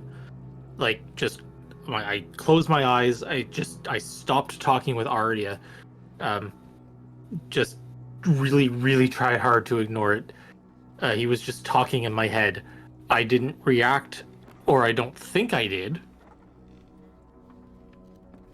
I can't actually be sure. I don't know what my body was doing. I kind of completely froze, but mentally I did not react. I promise you I didn't react. But then Arya reacted. She realized something was going on, probably him. She reacted, then I think he got into her head too, and then there was a problem. I don't... She screamed, so I came over to try to dampen the effect on her like I did for myself. And my magic went out of control. But I guess that's not the end of it. She had the same attack like at the arena. The Inquisition came to help. Yeah. We got help. We were gonna go get her taken care of. They were asking about what the problem was. And to help explain it, I showed them the mark. Yep. No, they were taking everything in like they would. They were going to go, have us see a specialist. Until that reality no longer existed. They didn't exist. Or we didn't exist. Wait, hold on. The people in the ones in the library, in the Inquisition library, they said they didn't recognize us. No. It's like we never went in there. Well, I know all about this. Yeah, so it's getting worse. It's not a good sign. Obviously. But the person at the desk recognized us. It was just inside the archive they didn't recognize us. With the scene.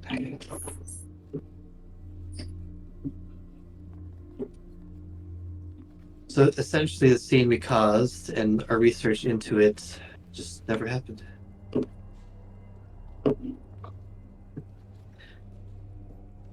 I don't know. We need help. We can't go there. What's our next menu? We have to. If this is getting worse, if he's influencing us more and more, we have to get on this now. Who do you know, Israel, in the city that we can go to that can help us with magic? I spoke with my professor, and when I came here, I did not come here to study magic or something like that. I took diplomacy classes. Right. So obviously my professor was a history / politics / diplomacy professor, expert. So unfortunately, he has no idea how to help us. There is Right. most likely a professor somewhere that knows something. We just have to figure out who. Which, by the way, my professor would love to meet you, Dr. Fiera. At another time. Yeah. Anyways, his schedule is all sorts of insane, crazy. gosh. So Yeah, so is ours. Yes. So I've got through all the different branches here that have been studied, and one thing I've realized is, like you said, there's none of these really study magic here. That was at the college we were at. No, I don't think any of the professors here actually study any branches of magic, which isn't a good sign. There might be one person here, but I don't know where she would be. I could ask the head of the professor back at Souvenir if he knows anyone else. No, I can't.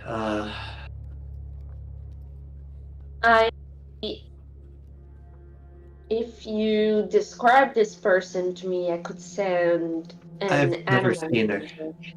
I only know her name. Right. Is there anyone we can go talk to that would know who she is? I don't know if she even works here. My guess is she's an alumnus, or she's doing research on her own. Right, so it's a person that you don't know, you only know their name, and they might be somewhere in the world. She's somewhere in town.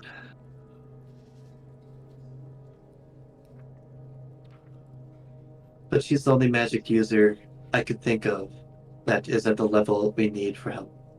Can we look for her name in books? Is there like a registry of people that we can look through? There are guards. There are city guards. There are desk clerks at the circle entrance, mostly the inner circle. I'm sure if we ask around town, as you've seen, Not a lot of people here are magic users. Right. Lucky sons of bitches.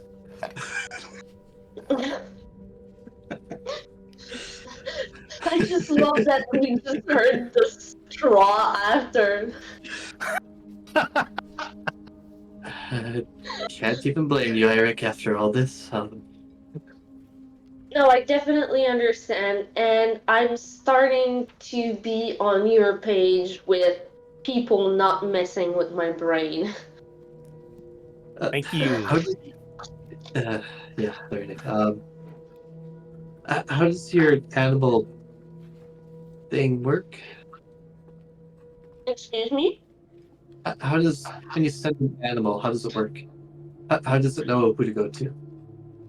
Basically, I have to describe the person they have to be looking for. To the best of my capabilities, because if I don't describe them well enough, they're gonna go to the first person that looks like them. Which can be a problem. If you say I am looking for a tall blonde woman in Sunanir, there are literal thousands of elven women that are tall and blonde. Okay, then maybe help me with this. Okay. So her name is it Vashina? Vashina. One of those? Bathshina. Vashina Elnara. She has her own tower back in Sunanir. So I assume she's in the professor game where she teaches her own classes when she's there. She's also into archaeology like I am and studying the past. Where would someone like that go here to do research? I assume on she was studying runes. Where would somebody go that is studying runes to come here to find more information on what they are studying, which is old stuff, history? Would I know? Well, yeah, Fiera just said at history. There's a College of History / Uni of History, which you would be aware of, and would most likely. That is the main focus of the Zephyrus archive, in fact, is history. And that is also where Right. Zephyrus Silberstein, the guy who the archive has been named after, the guy who built the archive, is also professor, but he rarely Right. teaches there since he's so busy with other stuff. But there are 2 other professors who, specialize in that field and teach.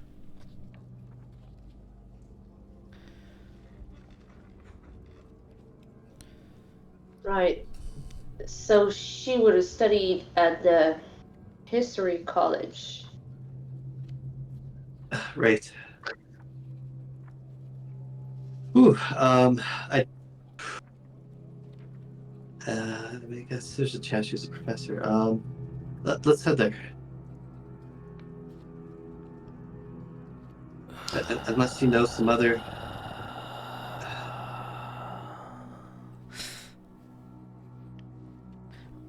Do you perceive evil?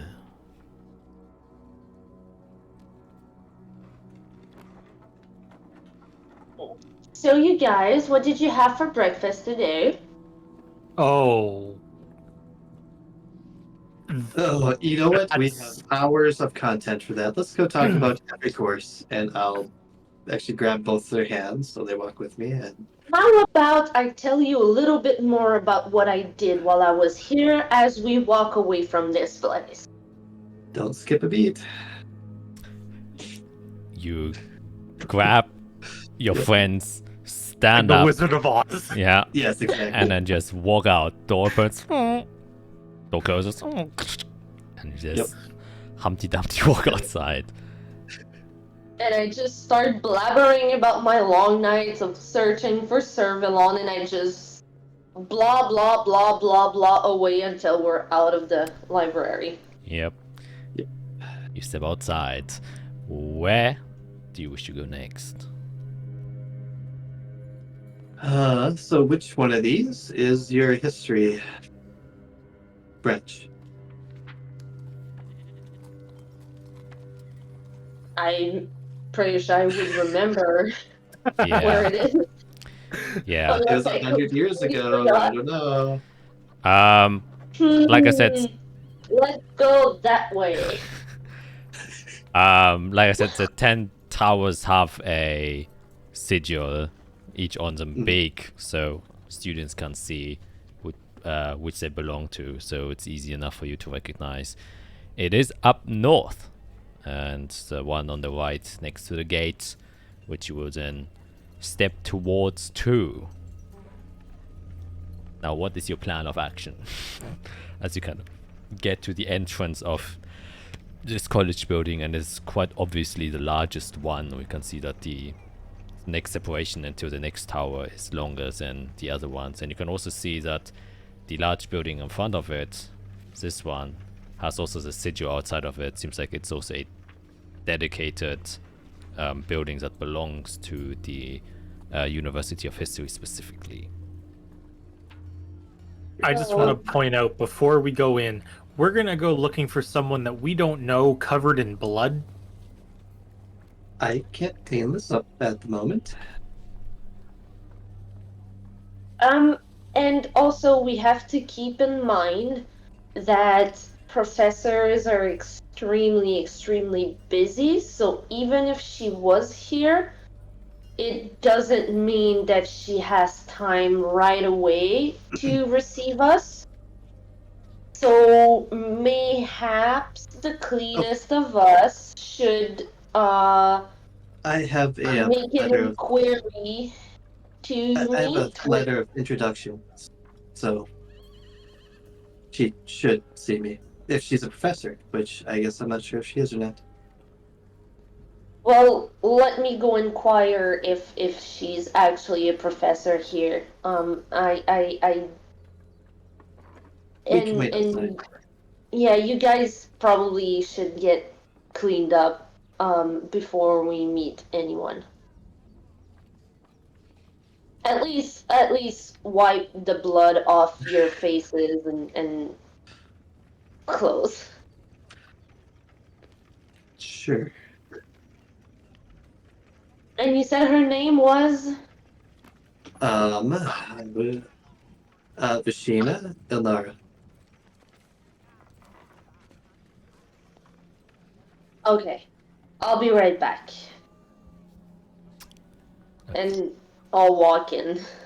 Okay, so you're walking into the college, is that correct? Yep. Okay, stepping inside. Well, there are several options. You could either look for the local, what's it called, desk for kind of organizational stuff, the senior office inside of the college itself, which is usually where, you know, if students have questions, that's where you go to, either where rooms are for courses, you know, curriculums and stuff like that. That's usually just your FAQ area made for students. You could go there, or you could attempt to try and find one of the offices of the professors, depending on what you wish to do. Gonna go to the desk. Okay, easy enough to do. Kind of just all the FAQ desk or the senior office for the students are always located fairly close to the entrance, just so, you know, people who have questions about where rooms are can easily find it. So you just have to kind of look to your left and you can see one of the doors that has the kind of official emblem of the decennial office. Once again, the badge of the school itself, a circle with 10 circles around it, making that ring, and a circle in the middle. And you can also see that there's a plaque that says the decennial office for students, kind of just hanging there. And I presume you just knock, and just hear a voice say, yes, come in, please.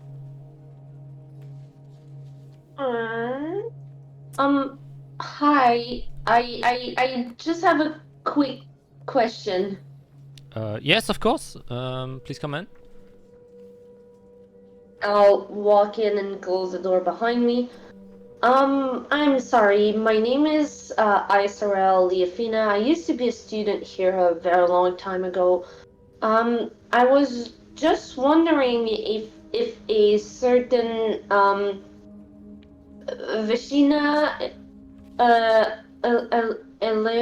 Elena was perhaps a professor at this college. A professor at the college.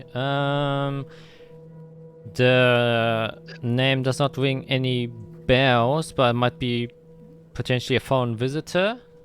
I can check if anyone has recently come with that name.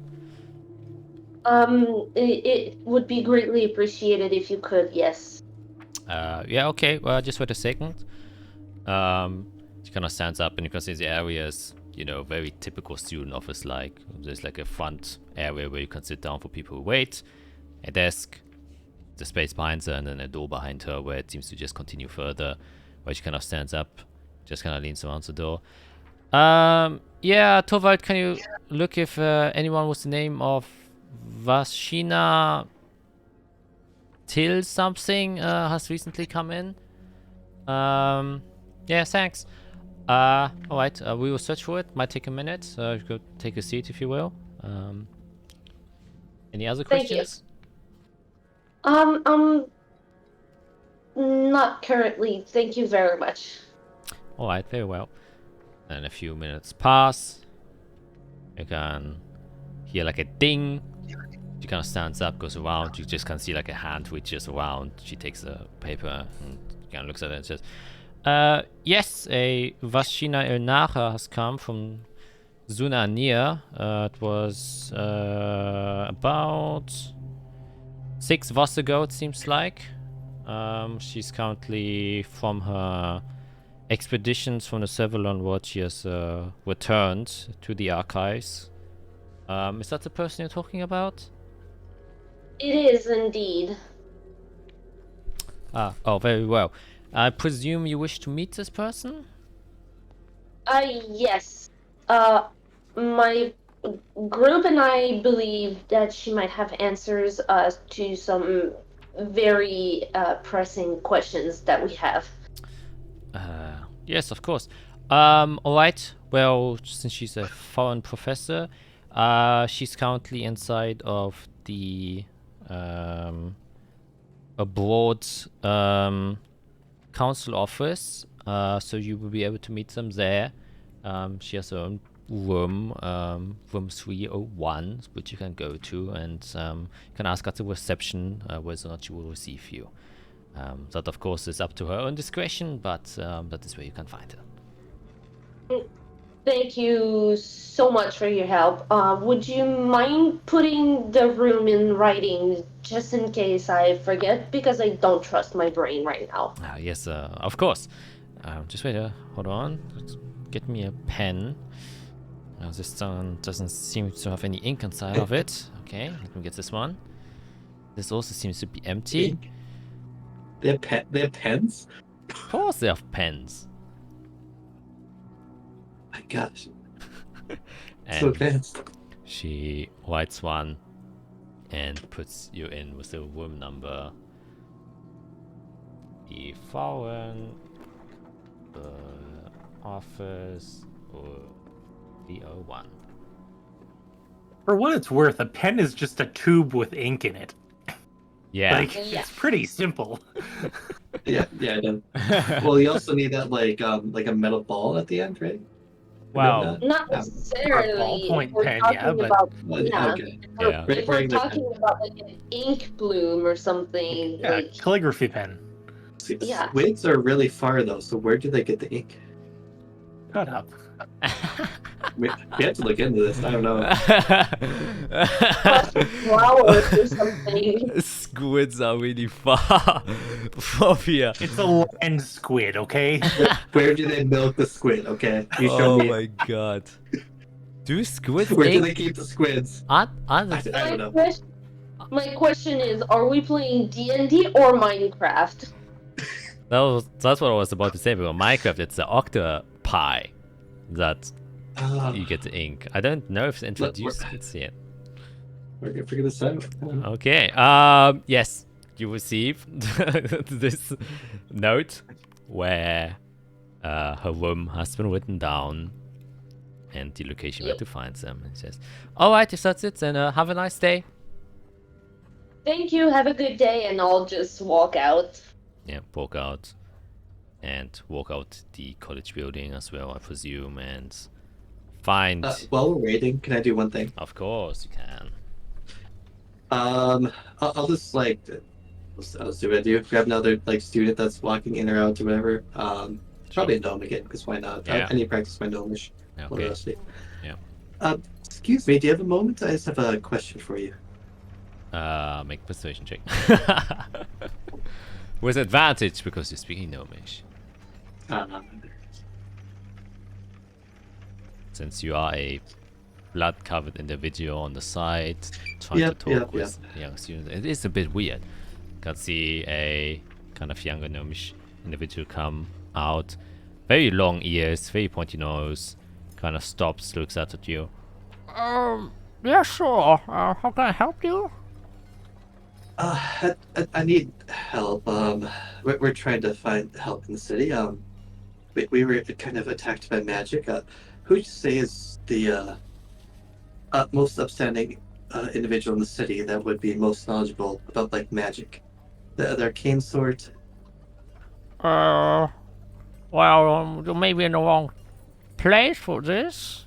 Arcane, you know, you call. I understand. It would just be really difficult to travel right now. But certainly there's someone in this city that studies magic or does the defense of the city's, magic. Oh, well, that's. I do not know how the defense side of things work inside of here. There's, well, the guards that you can find. Don't know how magically inclined they are. Well, there's obviously, you know, the man himself, Zephyrus Silverstein. He's one of the greatest mages. He's also part of the Atrium High Mages, so he's obviously one of the most powerful mages to ever exist. Other than that, maybe, well, the great historians here. They also research magical artifacts, but I don't think they themselves are all that magical. Practitioners, right? Yes, exactly. I see. Well, I should probably talk to the cards then. So I assume talking to the big man himself would be a little tough. Yeah, just seeing him is tough enough. I don't think he spends all that much time here any longer since he's so busy. He's not in the city?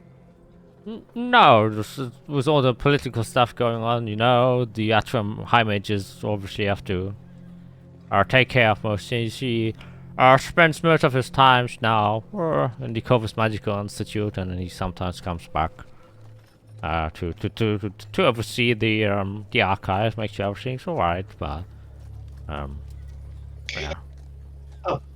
Well, I guess that makes sense for someone like that. Thank you so much for your time. Of course. No problem. Have a nice day. You too. And he wanders away. You don't know Gnomish, do you, Eric?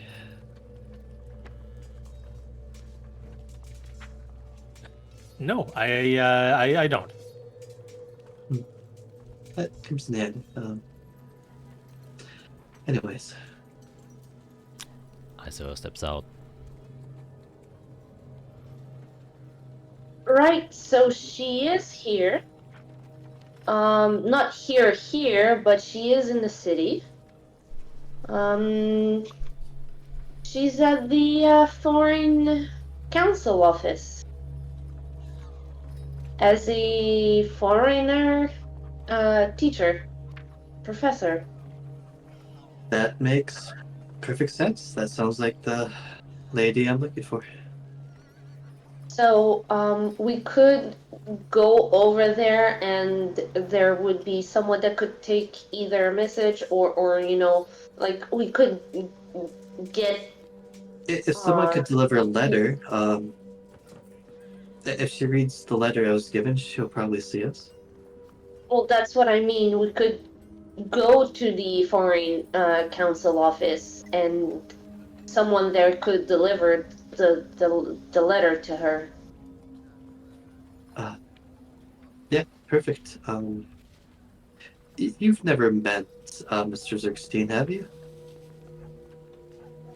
I mean, the man himself is more of a legend than anything.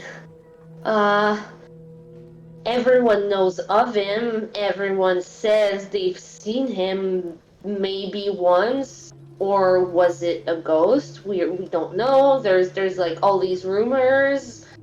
He's a very busy man, so I've never personally met him, but I'm sure I've seen him Amazing. like cross the street once. I think maybe.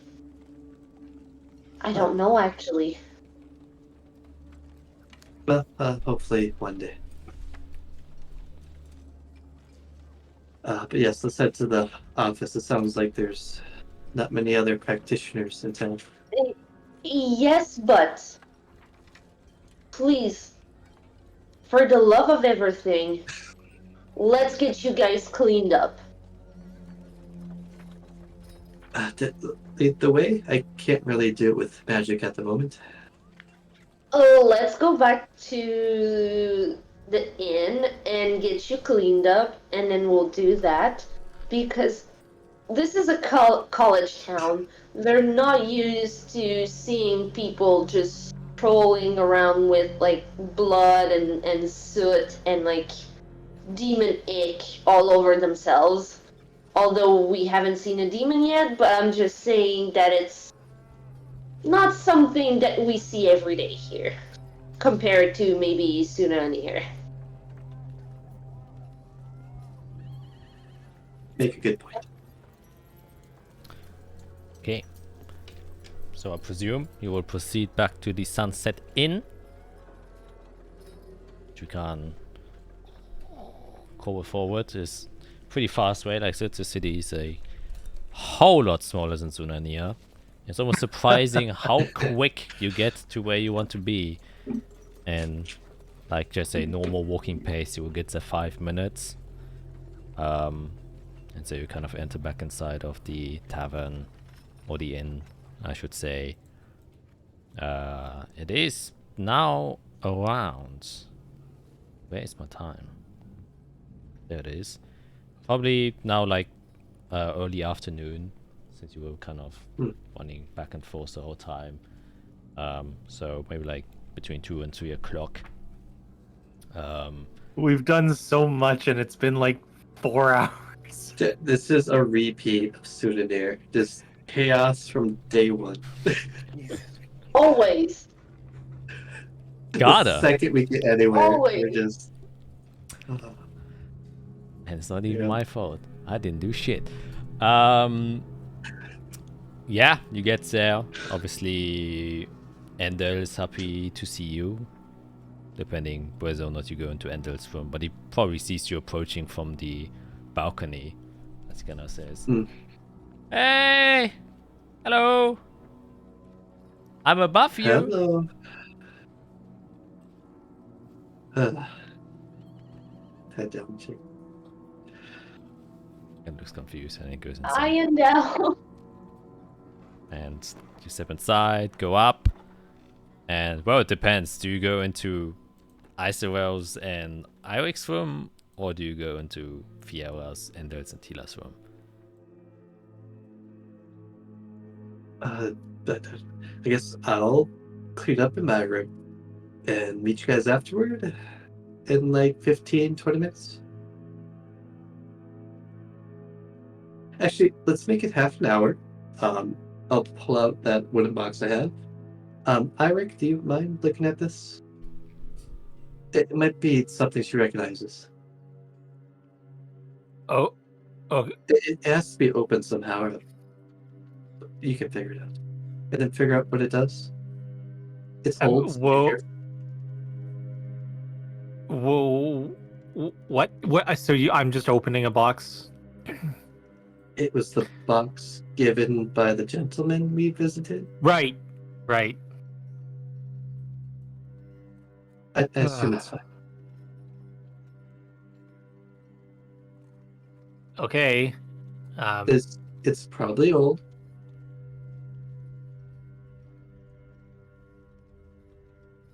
That doesn't make it any better. Okay, fine.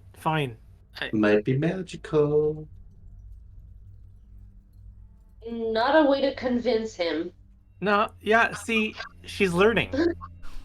Might be a puzzle box. Puzzle box that when you unlock the right thing, it explodes in your face and whatever.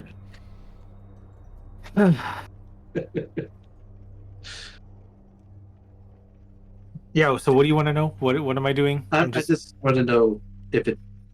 He said it may have a healing effect, so maybe we can help Arya with it. Okay. I just want to know what it does and how we can use it. Sure. Let's see what I can figure out. Okay, I'll see you both in half an hour.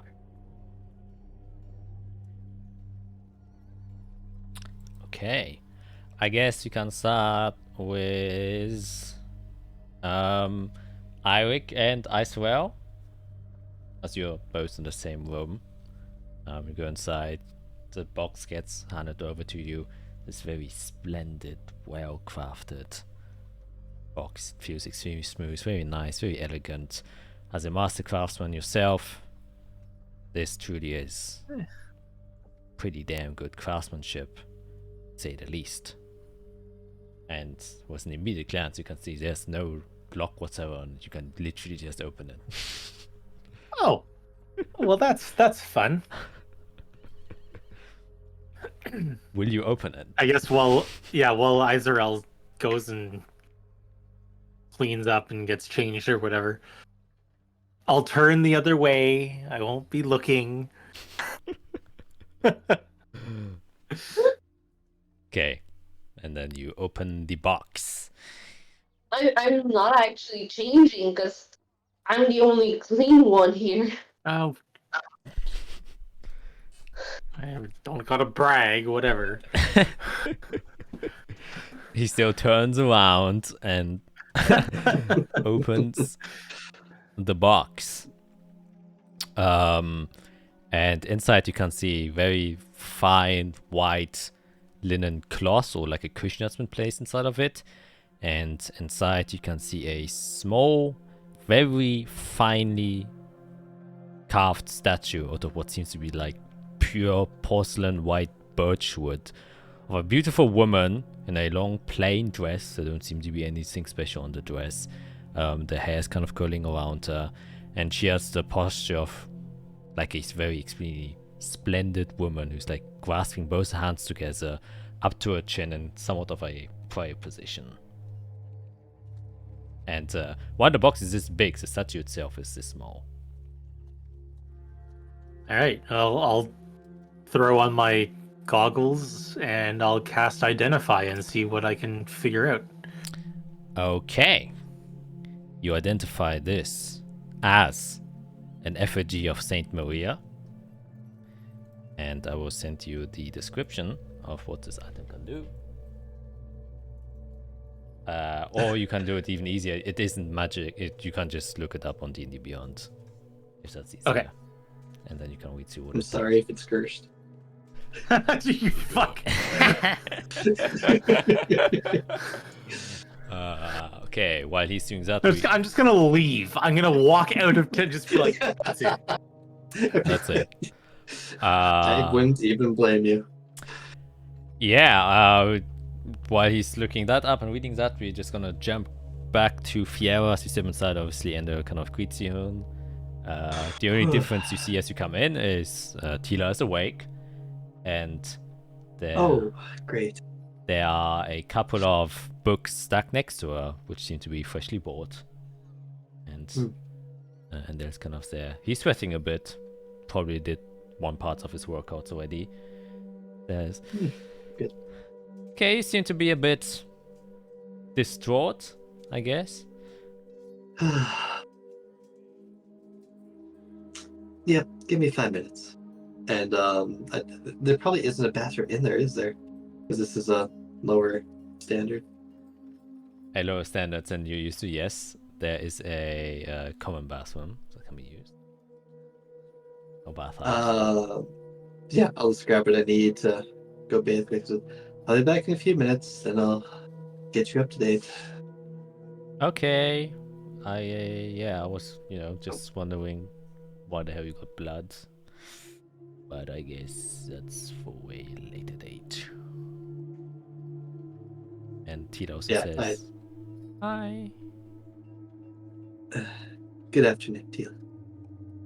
And she just starts to smile brightly. Gets back into a book. And as you leave that, we're gonna jump right back since we don't have to peep into Fiera taking a shower. Unless she wants Well, to. she is cleaning my clothes. The old-fashioned way, because I probably haven't cleaned them without prestidigitation in a while. Yeah, or ever. Okay, and we go back to Eirik and Isoel.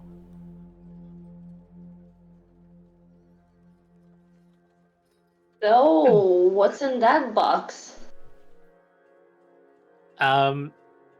This looks like a very helpful, very helpful material item. Best I can assume from this is it's specifically designed for use by clerics. It's basically, it can help improve your chances of accomplishing some healing, or it's let me find it again. I've closed it. There it is. Yeah, it gives you while attuned to it, you can use it to help improve your chances of having, successful healing. But more specifically, it can be used to help bring someone back from the dead.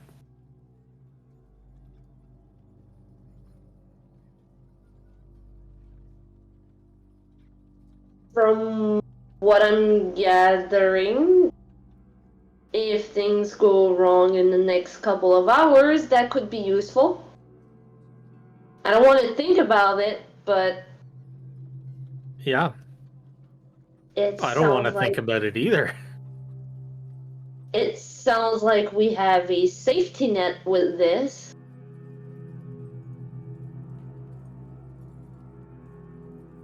Yeah.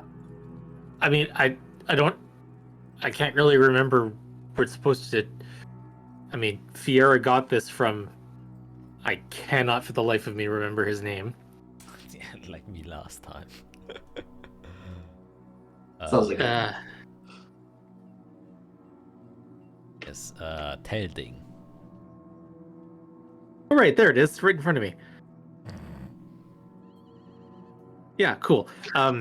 Yeah, so Telding, the guy that Fiera and I went to go see, gave us this, or gave Fiera this, and I think we're supposed to present it to Vashina. I don't know what specifically she's gonna do with it, but if she's not a cleric though. I don't know if she is. I have no idea. No, I mean she's a history professor or a researcher of some sort. I mean, but if she's the only arcane inclined person here, I mean, I kind of found my clerical abilities through I guess if you kind of stretch it, like the history of Servalon and the god that I serve, that kind of helped me tune up my arcane energy, I guess. I don't know. I'm like I'm not a scholar despite having spent time here. Like, obviously I've learned with a mentor in the middle of the woods how to use druidic magic, so who am I Right. to speak of arcane stuff? Yeah. I. Yeah. I mean, my magic is far from this. I mean, I mean, you've seen my healing powers. Yes. I don't really have much. Yes. But yeah, I mean, we're supposed to give this to her, so I don't know if it's supposed to like put us in her good books or something, but Well, maybe she can tell us the history of this thing, or how to use it, or who to give it to specifically. Arik, you can make me a history check to try and remember why you were given this. yikes. Oh, Dang. Wow. Yeah. As you kind of, as Isura says, maybe say the history of the thing, and then you remember. You usually forget a lot of stuff like this, it usually passes your mind, but kind of just reappears, and you remember that Telding told you a bit about the history of this thing, which you've completely forgotten. However, you remember that he then afterwards said that it was a gift from Vashina to Telding, and you were to show this as a certification that you are actually people from Telding, and you're not right. and you're not pretending to be some kind of guy to get into contact with without proof. So this is just, if the letter of introduction isn't enough, you could show this as a further proof if she doesn't want to. Right. Yeah, so it's apparently supposed to help us identify that we're actually who we say we are, and she knows that we were sent by Telding, I guess. But it's got some pretty serious power to it. So.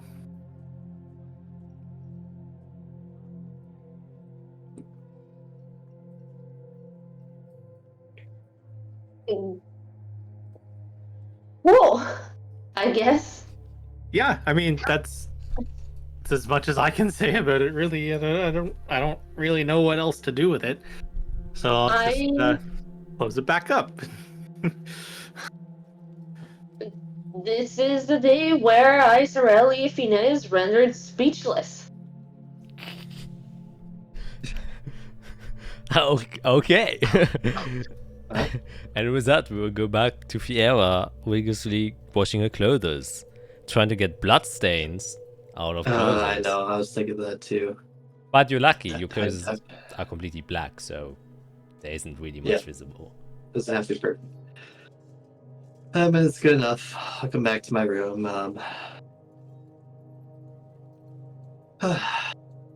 So, good news, bad news. You two.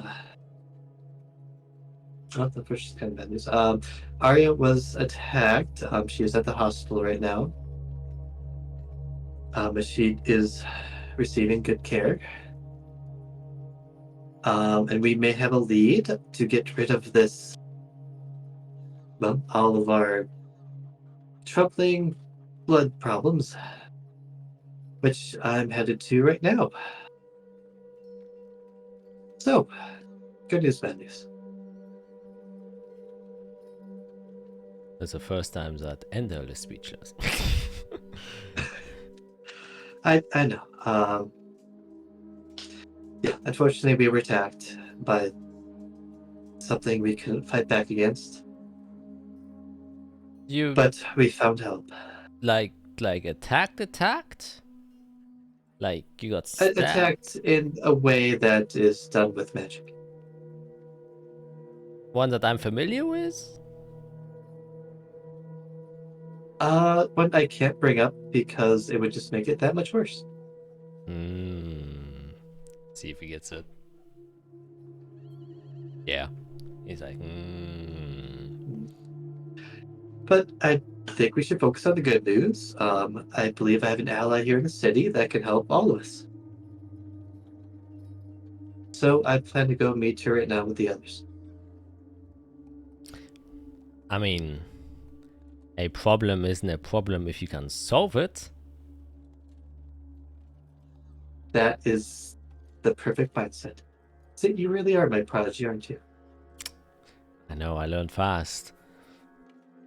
Tell you what, you don't have to do exercise 7. lots of paper. That's Just doing squats on stairs while hopping. Just something absolutely ridiculous. my legs. Thank you. No worries. Oh yeah. Did you hear that, Tila? So we can spend more time reading. It's like, oh yeah, we're getting to like a very good part here. It's like, okay. So you're leaving immediately, or? Pretty soon here. Probably catch my breath. Have some notes to make. But yes, we should be back by tonight. Although I'm sure Arya will probably have to spend the night at the hospital, but she should be okay. She actually has some of her workmates in town, so they'll be watching over. Okay, if you say so. Well, good luck, I guess. Look. Ooh. Sure, thank you.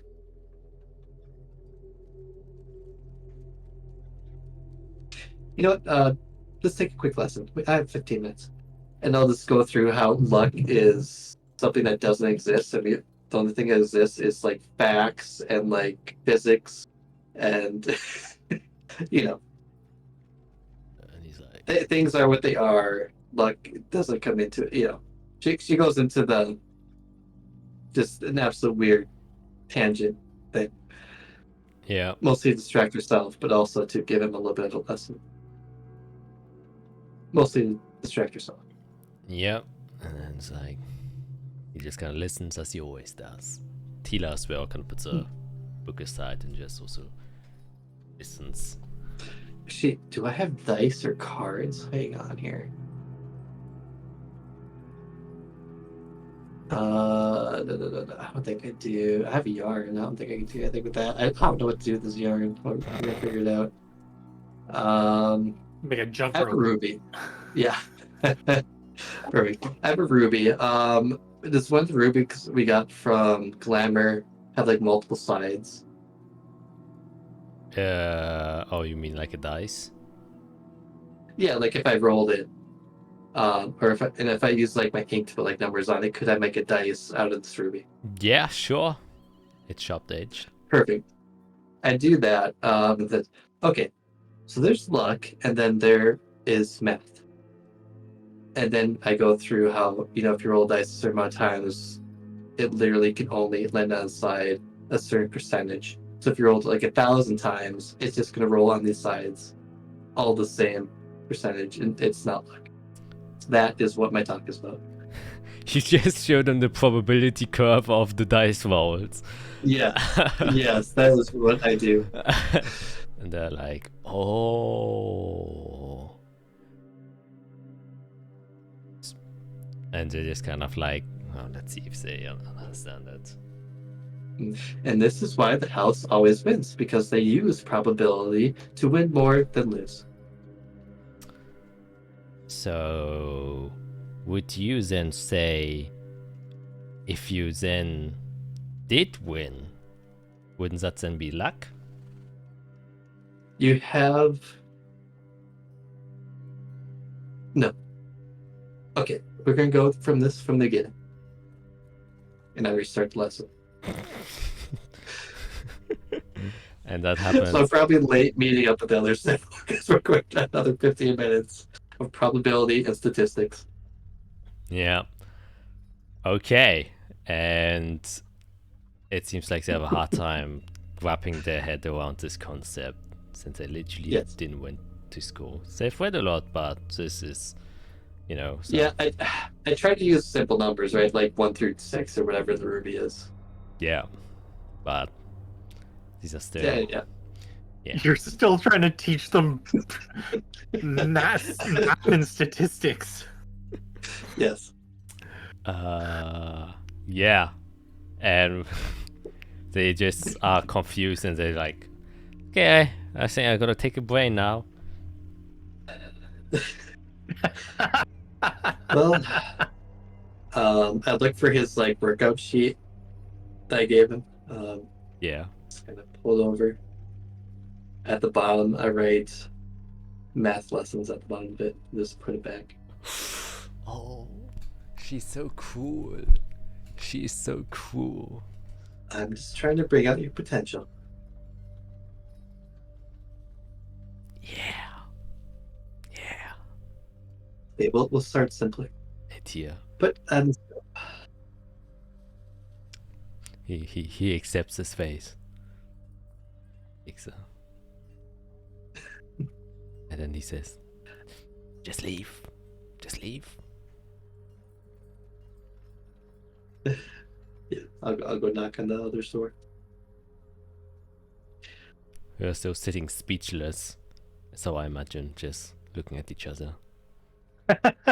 I would have started to clean. Okay. Sorry I'm late, but I believe I'm ready to go. Great. Yep.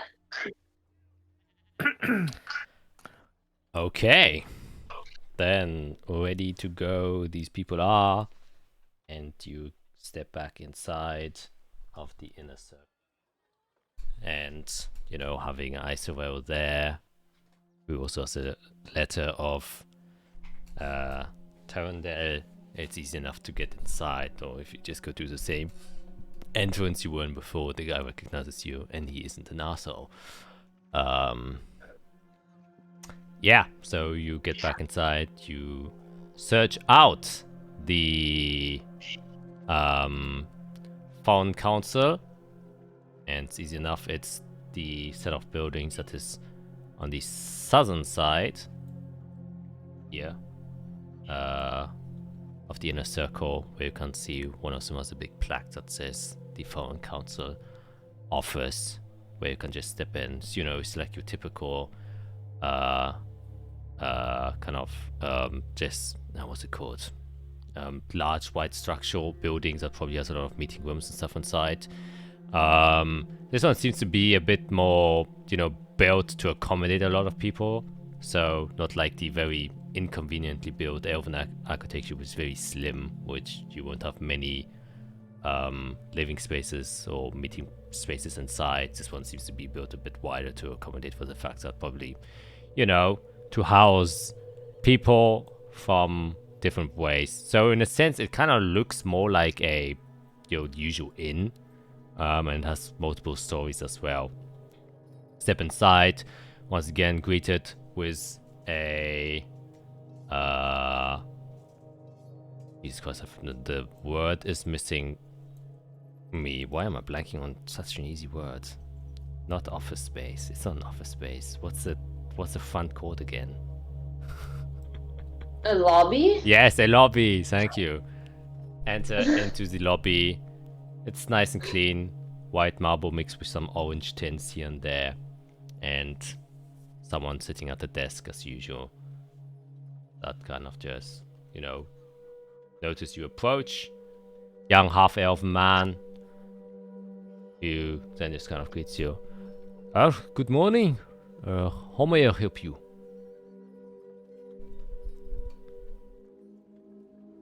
I believe we're looking for an individual that is staying here. Alright, maybe more specifically... Vishina Ilnara from Sunanir. Room 301, I believe. I assume you shared that with me.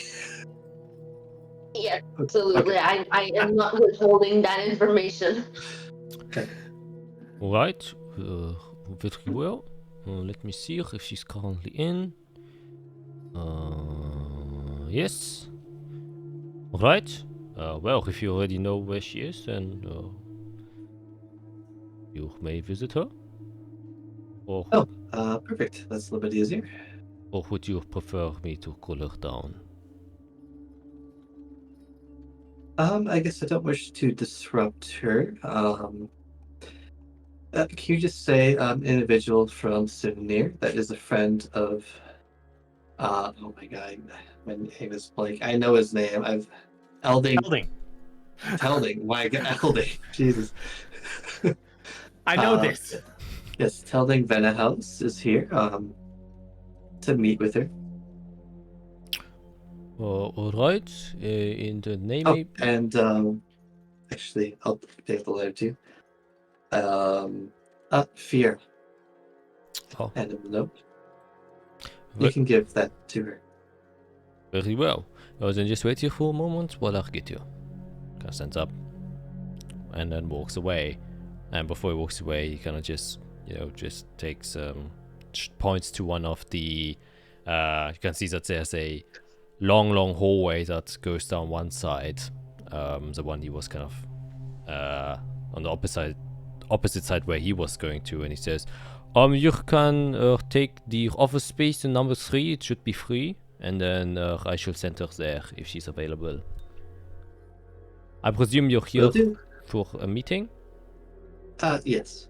Yes, then the number 3 should be available. And then he kind of walks away as you're left to go to the office space, which I presume you just take. You go there. Open the door. You can see there are a lot of doors there, which is probably the meeting spaces that, people that gather here formerly use. You can see it's like a medium-sized room, like 20 by 20 feet, with a table on the side with a set of six chairs, 3 to 3 facing each other, and they're decorated in a very simplistic but nice way. And you each can take your seat. I presume you'll take one side of the table unless you wish to be crazy. I want space. Okay. And after a few minutes, the door opens and you can see a female half-elf who seems to be wearing more like outdoor clothing, it seems like, which is, you don't see often a high elf that isn't wearing, fine dresses. Like Isra, for example, you can see she has like kind of cargo-esque pants. They still seem to be like tight, but there's definitely several pockets. You can see 2 belts wrapped around one of them. There's a pouch attached to her side. She's wearing a vest. Under the vest, she has like a long sleeve polo shirt or turtleneck shirt. The vest over it also has several pockets and stuff. She has like a somewhat similar kind of goggles like wrapped around the head with a bandana underneath it. That is a very bright orange color. And you can see that she has like very short but spiky blonde hair. And her eyes are also very predominantly like have this very strong green tint to it, as you can kind of see her. And as she kind of looks you all up and down, kind of gauging who you are, she steps inside of the room and she says, "Alright, I have gotten this letter. It seems like from you 3. Interesting. That Mr. Telding would call for me." And then she kind of closes the door. And then goes to the other side of the table, but she stays standing. Right. So what is it that you want? And I'll stand, shake off any dust I have.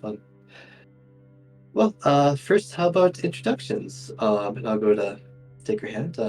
I'm Dr. Fiera from Fimberdeus Canon. Yes, stated in the letter. And these are my well, I guess current companions for whatever stage of life this takes me. Mr. Eirik and Miss Izarel. Wow.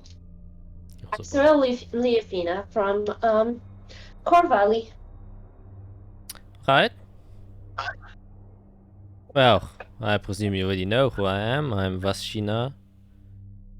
And I do expeditions around here in ancient ruins, trying to research the history of Azathia and the entire continent if time allows me to. And my schedule is usually quite busy, so you are interrupting a bit. So I hope what you are requesting is of utmost importance. Yes, actually. We need help. Currently, we are each inflicted with a blood curse that is getting worse as time passes. And not a lot of time has passed, yet it has become quite potent.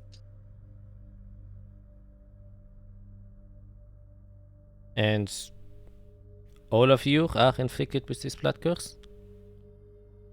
All of us and an extra companion that is currently at the hospital.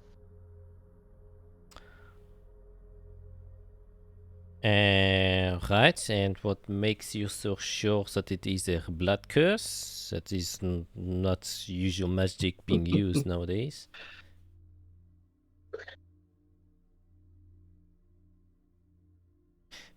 Right, it's a mark. Assume you're familiar with Calyx the Everdamned. And I'm Irix looking around the room.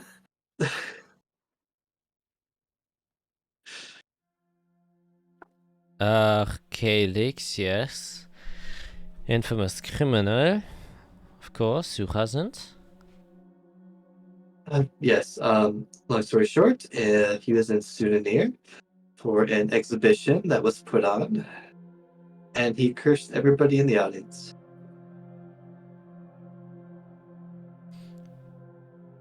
Make a persuasion check. Oh, she might not believe us, that's true. 17. I looks at you. That is definitely very intriguing. Right. So why? There's obviously more to it, but the more pressing issue is we need to get this ailment sought. We need a solution, and sooner than later. As he seems to be infinite sense. Yeah, let's just say that he has the bad habit of showing up when we speak of him. So you then proceed to speak of him. Well, I guess no other way. Yes. You see our problem. Okay. Well, yeah. Not really my forte, if I'm going to be honest. I usually study more ruins, and well, he hasn't left behind any ruins. He leaves behind marks and curses, as you say. But no. you're a studier of history. Yes. And history has, well, magic that has kind of been forgotten. So we're trying to find someone who has a connection with history and magic that can help us find an alternative method to find a cure. Alright. Well, have you studied anything about Calyx yet? Mostly stories and legends of what he's done. I don't know you guys, when you went to the archives here, if you searched anything about him at all before Arya got ill.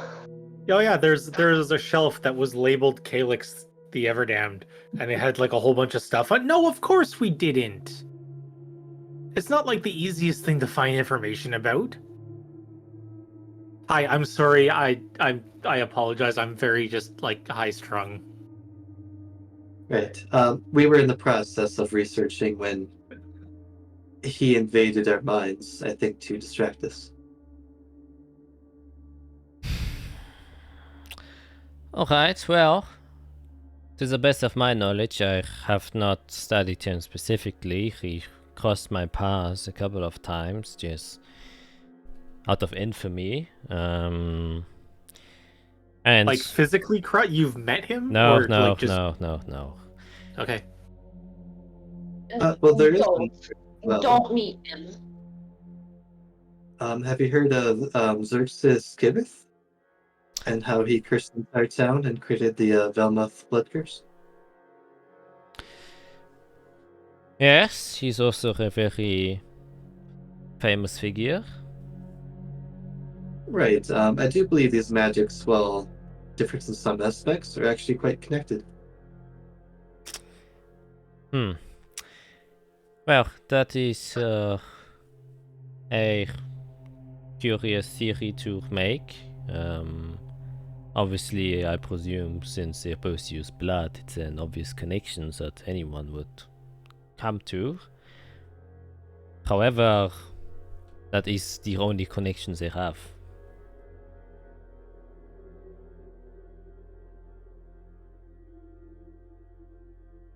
You see, the curious part, which is the only reason why I know anything about Calyx, is the fact that, you know, the what's it called, the accounts of him, the ones that interested me the most, since I specify in, as you say, ancient, old, arcane practices and knowledges in forms of artifacts or runes and scripts and such.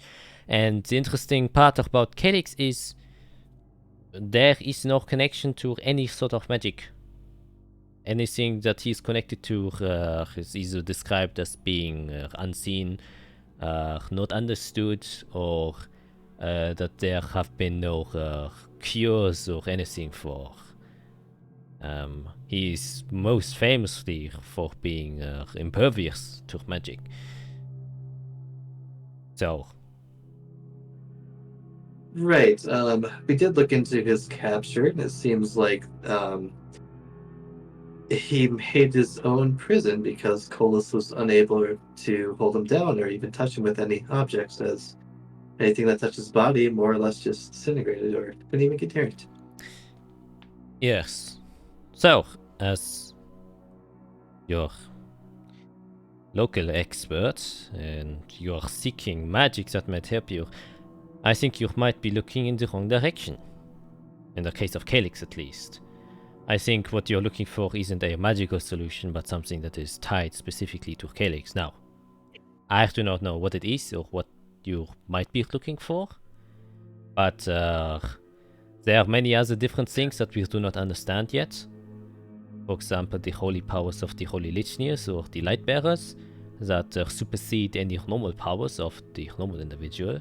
Whether or not that is magical or very specifically any, maybe a different sort of divine powers that they have been granted, we do not know.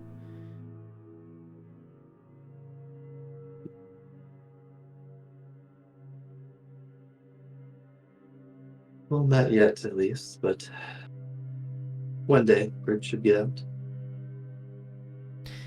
Well, it seems like what you need is more information. I unfortunately have told you what I know about Calyx. I'm pretty sure the archives have something to offer at least. However, you probably don't have direct entrance into the archive. But seeing that you are... We used to, but she's at the hospital right now.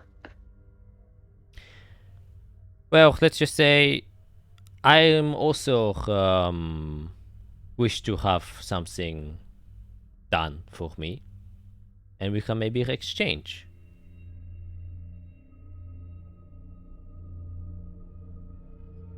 Well, yes. Now, We're open to anything at the moment. We're kind of, yeah, in a situation. well, I was a bit hesitant to maybe even mention this since you do not really seem like, well, let's say, fighters or individuals that can protect people. We've been in a few scraps. I wouldn't call us like a protection band, but we can hold ourselves. Right, well, maybe that will be good enough for me. Well, I do not know. So you've been sent by Telding? Yes, he's a acquaintance I made when I visited Sunir. And you are his friend? Yes, we made a friendship quite quickly, actually. And I believe, Fiera, you have something of his. Oh, yes, Eirik, the fox. Just pull it out and place it on the table and push it forward. He was kind enough to gift this to me, as I was leaving town just the other day. make a deception check. Or persuasion, I guess. Deception is if you want to say that he gifted to you as like a reward. Or at least you made it sound like that. Oh, I was more thinking like friendship gift, kind of thing. Like, hey, we made a new friendship. Here's a. Then just say persuasion. That will be fine. Yeah. I will say with advantage. Oh, that's another Oh, 17. 17. Might go high. We'll see. Get ones again. Oh my god! There it time. is. There it Every is. time. I can't see, but can I talk my way out of the situation? Yeah, it's incredible. She kind of looks at it, looks at you, and then looks at Eirik and Azathia and says,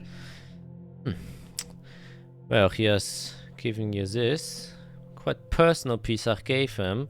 Bit sad that he departed from it, but I guess he doesn't have anything else for me. Right, well, here's the deal. You might have heard from Telding, maybe not, but I am currently, or I was, in an expedition of myself. I was investigating some ruins. I thought that they might belong to the old draconic empire that used to be here. I wish to study it further. It seemed to also be connected with some of the old ways of Azathia. I can't quite describe what it is. Might be some of the old courts that were resting inside of the woods themselves.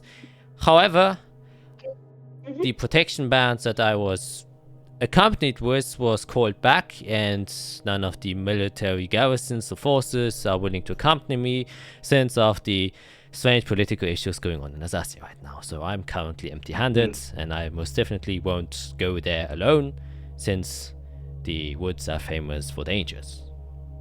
Which is why You've actually piqued my interest. Let me reintroduce myself. Hi, I'm Isarel Athena, druid of the Circle of Moon under Sir Villon. takes your hand. Then I think you might have some personal gain inside of this as well, then. Yes, I do believe so. Then I believe even there's more reason for us to then take this expedition there. Yes. Well, I guess we'll have to check on Arya, but She's actually probably our best fighter at the moment. I'm currently training someone to one day meet her own skill, but I'm sure he'll come in. Well, I am a fair person. I am asking you to go out of your comfort zone. Well, I also wish to, I said this is a exchange. So, as an exchange, if you accompany me and I return back in one piece and I've gained the things I wish to gain at the ruins, obviously you can also make your own investigations there. You will be granted access into the Zephyrus archive with me. I have the permission to enter inside personally, and I can take a few accomplices if I wish to do so. Not only that, is anyone able to use this item? I am learning the clerical way. I wouldn't call myself a cleric, but I've grown to be able to use a little bit of their capabilities. Well, very well. Then you can use this to protect us while we are traveling, and if all succeeds, you can keep it.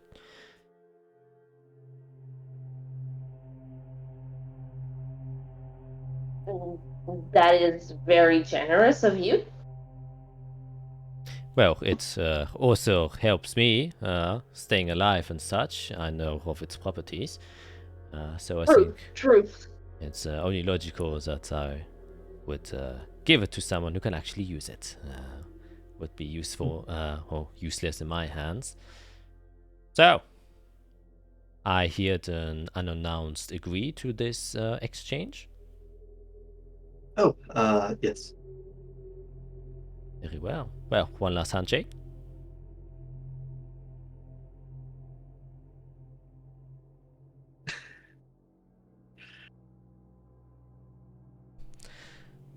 Then it is done.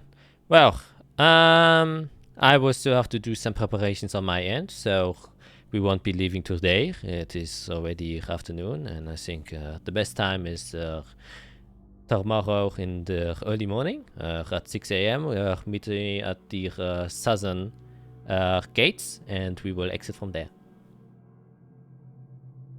I think that's fair. Can I make one request? Depending. Eric, dear, can I have my locket back? Yep. I was hoping you could hold on to this as we travel together. Kind of takes it. You can see a light kind of appears in her. Oh, she takes her goggles down and then puts it on, and you can see a light appear in her eye. Very familiar to you, Eric. Takes the goggles back out and looks at you. For safekeeping. It's dangerous. Let's If you do not know what you're doing, at least. Alright. Well, I have nothing more to say. Tomorrow, 6 a.m. at the southern gate. See you there. And then she just kind of goes to the door, opens it, and then leaves without closing the door.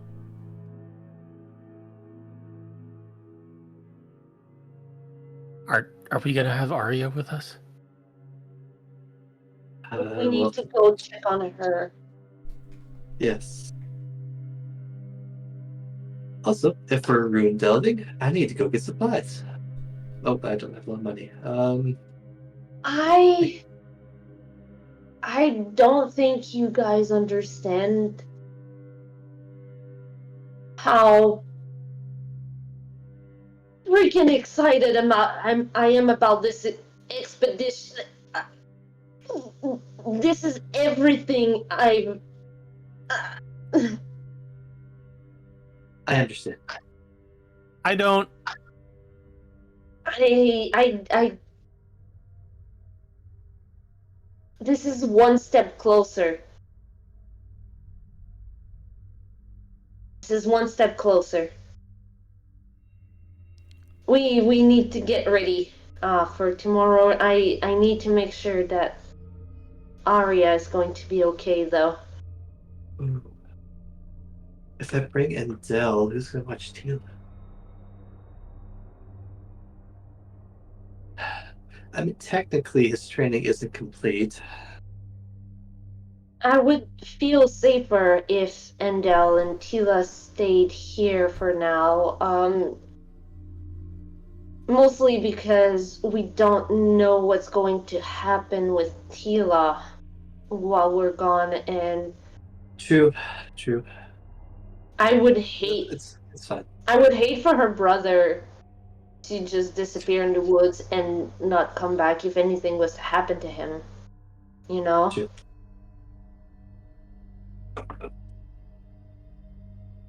No, you make a good point. He's not ready yet either. I think it's been a while since he has had to fight. He's used to running, so still trying to get rid of that habit.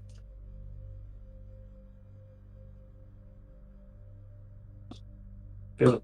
Well, shall we? I need to get equipment. It's been ages since I've actually touched a new rune. I guess I'll leave Arya to you, Azrael, and I'll meet you two later.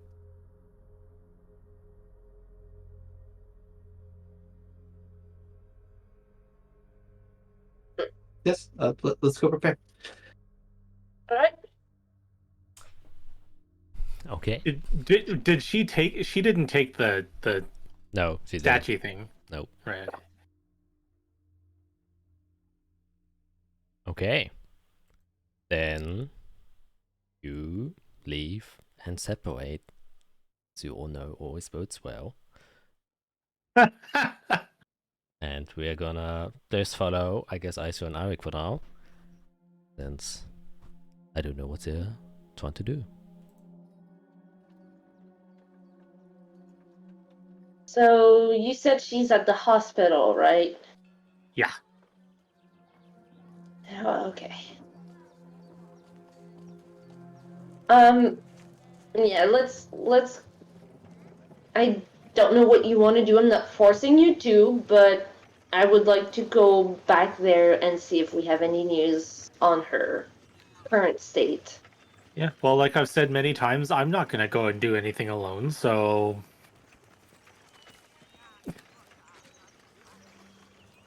Right, well, let's go to the hospital then. Okay. I'm sure they are confused and wondering how the hell something like that would happen in a freaking university town. yeah, we've brought some heavy shit here. I'm sorry. I mean, this is probably the most exciting thing they've seen in a while. Yeah, but if for some reason we end up like I don't know, attaching our problems to the city, I like that's just I don't think we are the problem, and I don't think that us coming here is what's gonna bring the problems. I think the problems are already on their way over here. I think it's just a question of time before things start getting fucked up everywhere in the country. yeah. For once, I don't think it's us specifically that is the issue. Oh, I mean, I don't think we are specifically the issue. I'm just talking about everything that seems to now All be of just that? attached to us. Yeah. I understand. I looked like probably an absolute fool in front of my professor earlier. Talking to a wall and just, you know, normal things. Wait, what?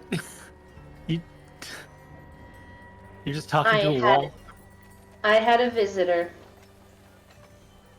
Well, yeah. Okay, but No, I mean I visited my professor, and while I was talking to my professor, I had an uninvited guest. right, which is how you knew about Arya, Yes. right? Yes. But so Um, what actually you saw him, or was it just in your head? both, but every time I saw him, I just looked away and I started talking over him and completely ignore him like he wasn't there. Okay, so like I I tried to do, like I back when don't know. we were in the archives and he did the thing in my head, I tried to ignore him. So that was the right thing to do. I don't know if it's the right thing to do, but it worked for me in that instance. Okay. So I'm gonna work off this theory and be doing that for now until we figure out it doesn't work and we need another way. Right. Yeah.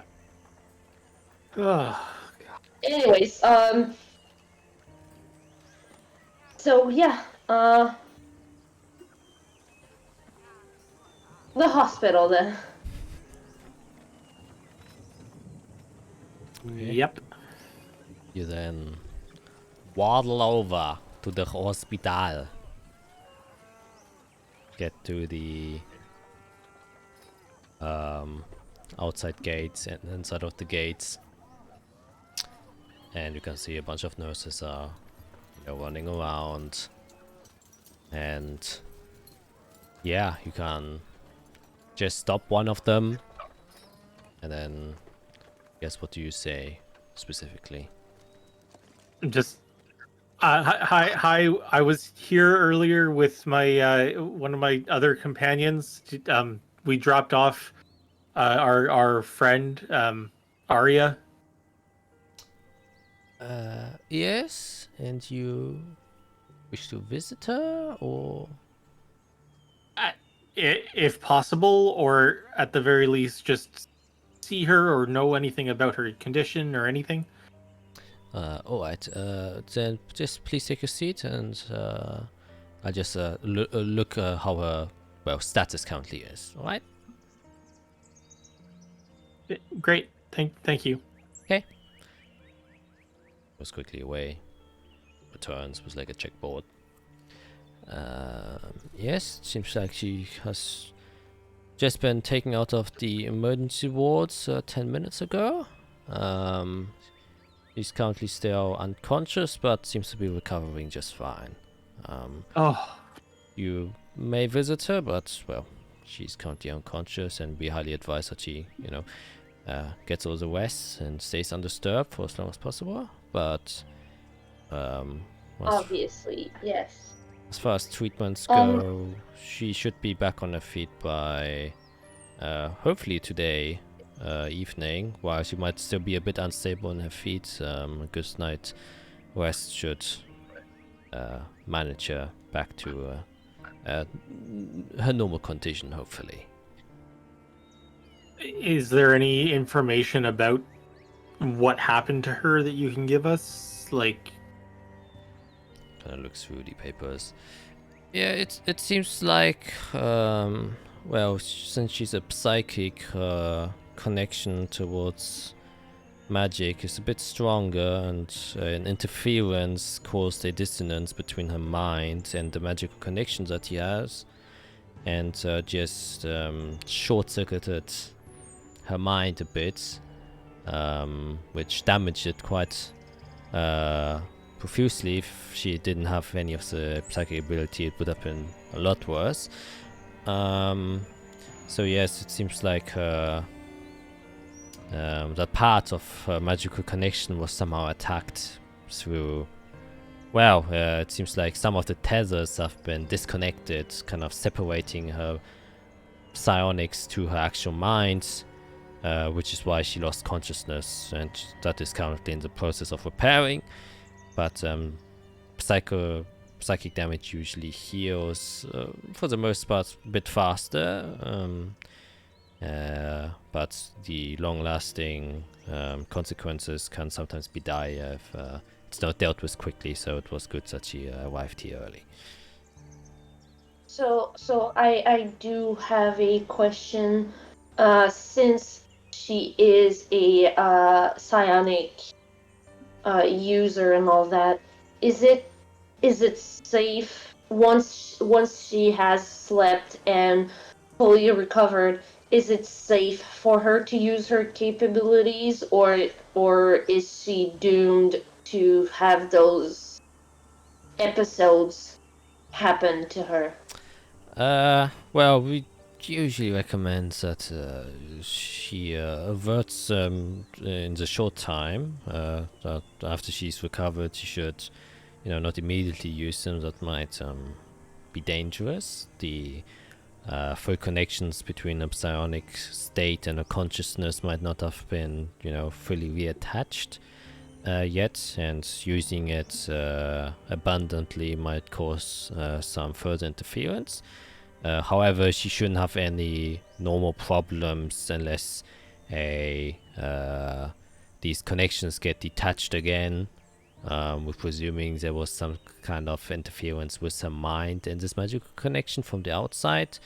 That isn't something innately within her, so as long as that doesn't happen, this shouldn't repeat. So let's say that hypothetically we were to leave on an expedition in the next couple days. She should be on bed rest for a couple days. Well, usually I do not like to let some of our patients go and then find out that the very next day they immediately go into an expedition. However,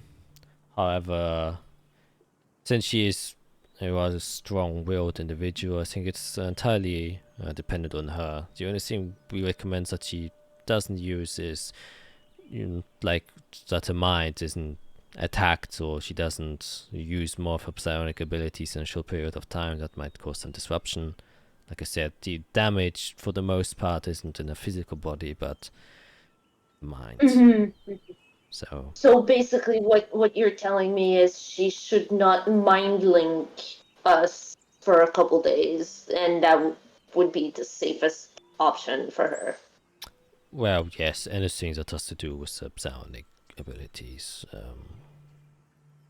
Yes. Great. She's gonna be so happy because that's everything to her. Awesome. Would you mind giving? Would you mind putting something next to her bed so that she knows that? Anyways, and I'm just gonna druid craft a flower that bloomed in our garden, like one that is easily recognizable, that she would know that it's from home, and basically that she would know it comes from me, and give it to the nurse and say, would you mind putting this in a place where she's going to be able to see it or get it when she wakes up, so that she knows that, we're here and she's not alone. Yeah, definitely can easily do that for you. Anything else? No, and thank you for everything that you've, everyone here, thank you for everything you've done for her. She's my oldest friend, and she's everything that I have right now that still keeps me grounded. So it just means a lot that you helped her. So thank you. No problem. Just glad we could help you. Part of our job. have a nice day then. Thank you. And I presume you proceed to leave, which is where we're gonna switch over quickly to Fiera. For some reason, the music just stopped. For me. Oh boy, why you do this? But yeah, Fiera, what is Fiera up to? I'm gonna go shopping with the little money I have left. All my work stuff is at home. It's kind of hard to bring that when you're traveling. So I'm gonna go shopping for some of my old archaeology tools. Kind of made a list like if I could find a shovel, mining pick, a case for a map, a blank map, cartographer tools, a sling bullets, chalk, and a crowbar. Want to buy a sling and sling bullets. I need a weapon. Okay. Okay. And I was looking at my proficiencies, and I know how to use a sling. So that seems like the We safe bet. literally have a whole ass artificer that can jerry rig almost anything, and she chooses to buy a sling. I mean, Yep. yeah, I guess. Okay, wow, that's a lot of Is there different. anything I wouldn't be able to buy? No. I think all those things are available here. So if you already have the prices, you can list them off.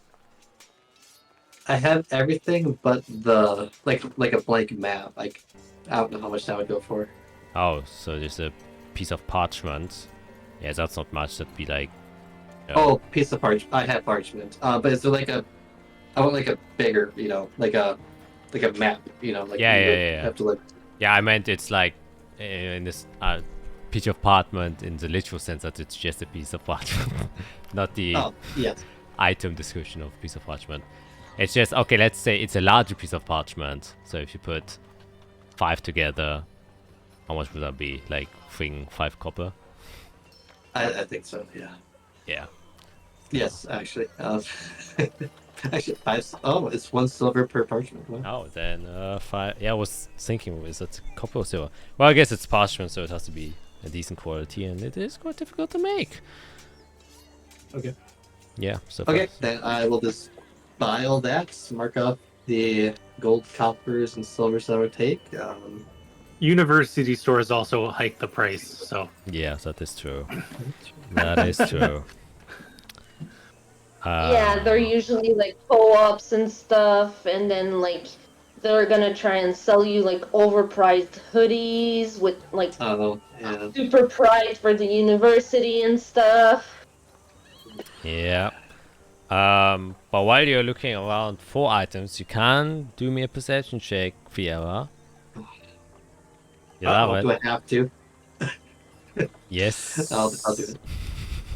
Well, technically I could use your passive, but it's just to see if you find It's it. the same. It's 11. Oh. Yeah, it's just to see if you like notice anything special. But 11, yeah, you most of it you bought by the general store, the mall general store, the kind of parchment and the cards you got by the Griffin's Feather, which you might visit more often since they sell a lot of like wizard used materials in the sense that they have a lot of inks, quills, parchments, special parchments and stuff like that. Yeah. Yeah, but if you choose to take a different path, maybe not. And yeah, you do see that they also have an alchemy shop here called the Blue Brew, which you probably don't go inside as you're kind of looking more for tools and stuff like that. Probably not, yeah. And there are other somewhat interesting shops that you go by, it's called Bits and Bobs. And from outside it looks like literal bits and bobs, almost like a pawn shop, but there seem like a lot of random stuff. They're just saying a bunch of random stuff that's hanging out. You can see what probably like got your interest at first is like a shovel, but you take a closer look, it's an extremely old shovel that's already been used. Jesus Christ! ISOL has been taken by an earthquake. Yep. Yeah, that's right. What was the name of like the hand-me-down wizard shop? The Griffin's Feather. Yeah.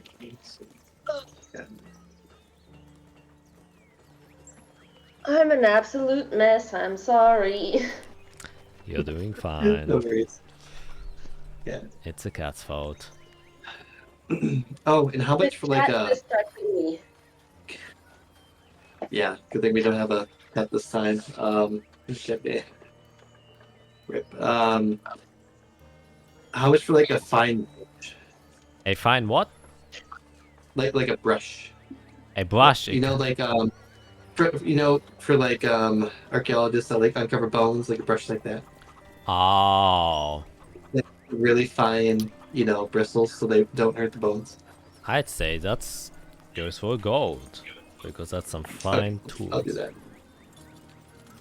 For a little brush, for one brush. Go. Ooh. I'll get 2. Okay, then it's 2 gold.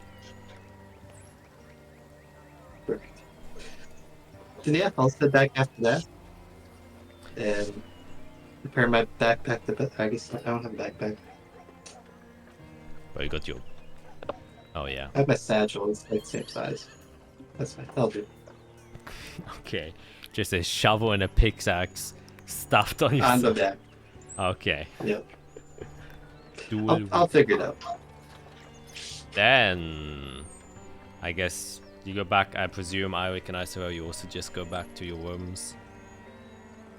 And so after a somewhat long day, you'll return to your inn. The sunset. It's like early evening, so around like 5-6ish.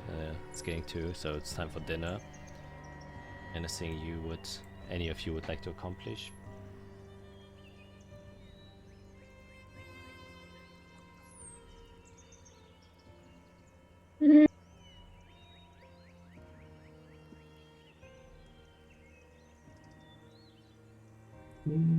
I guess I'll meet up with you all. So you both set for tomorrow? Well, Don't really have anything to plan for. the good news is, Arya should be on her feet in time for the expedition. The bad news is they really advise against her using her psionic abilities right away, and we're leaving on a mission, and psionic is all she knows. I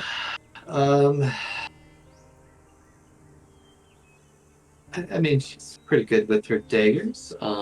She moves really well, so maybe a break would actually do good for her. Help her hone her other skills. I'm not concerned about her being unable to defend herself. I'm more concerned about what it's gonna do to her self-confidence and all that. Oh. She was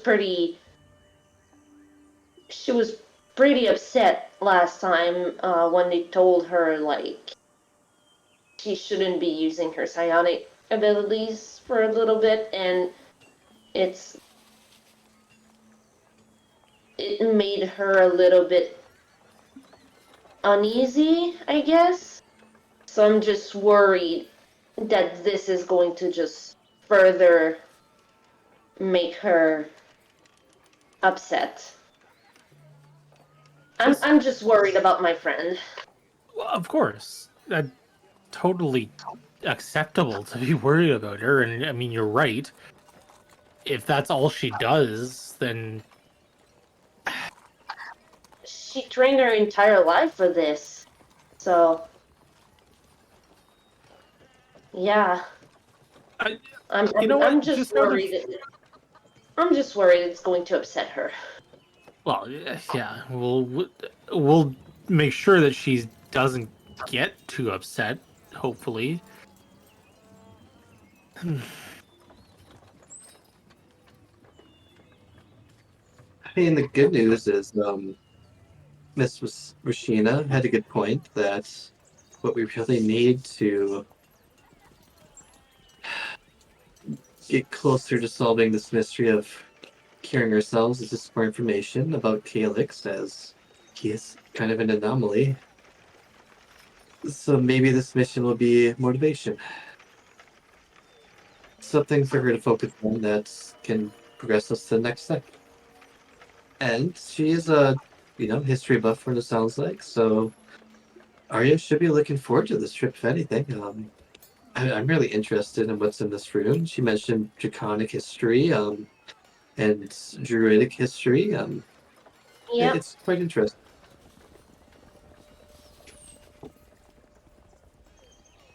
I think it's gonna be a nice change of scenery and a way to maybe motivate ourselves a little bit. Right. And it's her employment is your bodyguard, right? Something like that? Or I know you two are friends, and I know she has a job, but it sounds like the Inquisition kind of guards nobility or people of importance. So Yeah, she's kind of doing what she's trained to do. basically, yes, she is. She was assigned as my bodyguard. Well, I kind of pushed for her to be my bodyguard, and obviously she was all for it. Right. I think this will be a good change for all of us. Kyrick, I think you just need fresh air away from people, probably. This will probably help. I'll take it. I mean, we're going to be away from civilization, like not talking to anybody other than ourselves, and just out in nature and like away from everything else. Yeah, I guess, how does Azathia, I guess we'll find out, but, well, like I mentioned, I'm kind of an archaeologist back home. That is literally my job. Uh, it's much safer in Canaan because we have. It's safe for everyone in Canaan, so actually, rune delving was pretty relaxing. I imagine it's probably different here.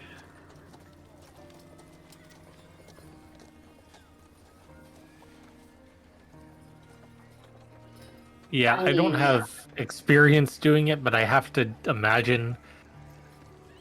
I mean, you say it might be safe where you're from, but I we're I just I going out mean into the middle of nowhere. We have no idea what we're actually going to walk into. I mean, Azathia is known to have protection bands accompanying merchants because there are demonic activities along the trade routes. I've personally gone out into the woods and the mountains trying to find Servalon, and I did not meet as many or at all as many demons as I would have expected. I may have been protected somehow. I want to believe Servalon wanted me to find him, but there is a reason why Vashina wants to have people protecting her. And I mean, the last time I went into the woods, I found my way back to where I was supposed to go because a magical deer took me to the place I was looking for. So I am not the most expert at surviving in the wild. Well, I mean, that's not true. I did learn, but at first. But then again, was I protected or not? And Israel just starts rambling about the past again. I like calf listen. I lose focus.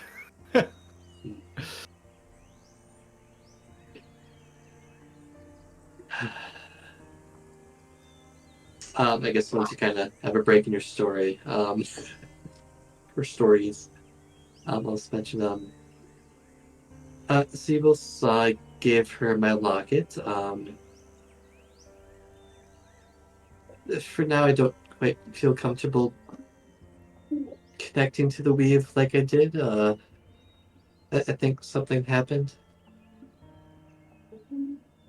So I'm just going to be avoiding that for a bit, if that's okay. Right, yeah, the nurses said that there was some kind of, like, interference that Arya's... That was... I did that. I'm trying to study this magic to bring out people's potential. And I did that. I mean, was it you or was it him trying to block you? That is the 'Cause question. you've done things before, obviously. We've seen you do Yeah. them. Like I I mentioned, have I have no doubt in your capabilities. Heck, you made us walk on the weave. You made us see the weave. You made us see the shadow weave. There's but there's there's other no me's out doubt. there. I've mentioned before, for every decision we make, there's another version of ourselves out there that are living completely different lives. Which means that there's another version of me that is probably studying blood magic. That might have gotten something from Calyx, that wished for something from him, and are followers of him. I'm worried that he's using those types of people to interfere with me. Or like you said, maybe it just is him. He's a part of me now, just like he is you two. And I can't be using this to hurt people. That's not why I'm studying it. Well, for what it's worth, I don't hold you responsible for what happened. And I know you apologized earlier, and it's really, really hard for you to do. And I accept your apology, but really don't beat yourself over this. I understand. Well, hopefully one day I can find a method to beat Calyx in the face. It probably won't hurt, but I would still like to beat him.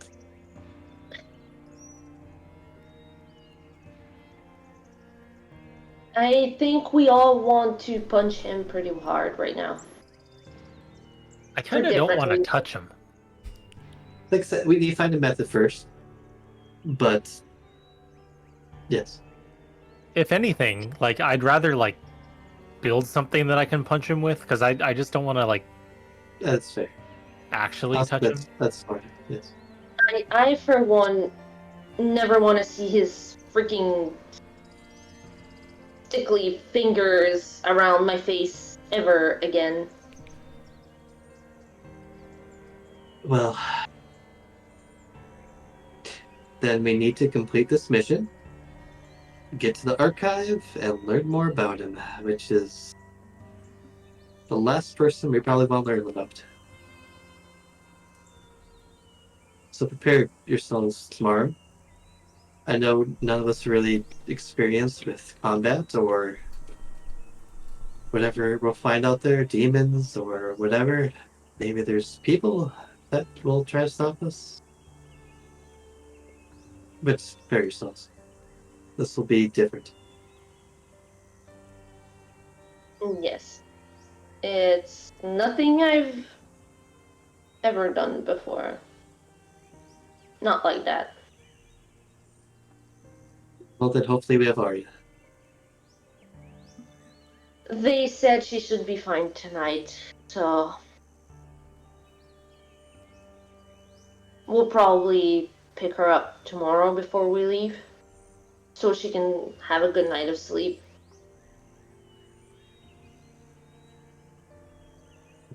Sounds good. Okay, well, I'll notify Endel and Talia that we'll be gone. We get. Oh, I don't know how long we'll be gone. Did she? When we talked to Nashina, did she say the name of the room? I think she did.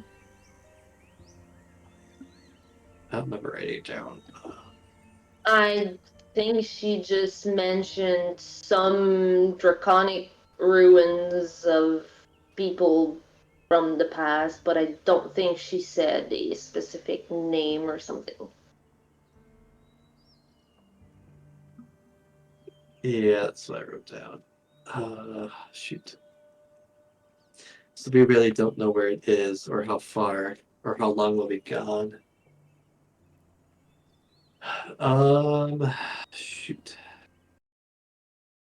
If there's still time in the day, can I look for a map of Azathia? I'm pretty Because I sure. kind of went shopping. I'm pretty sure you have a map of Azathia. I have a map of Azathia. Oh, you do? Can you look at it? Of course. Just in case it's on there somehow. Okay, where are we?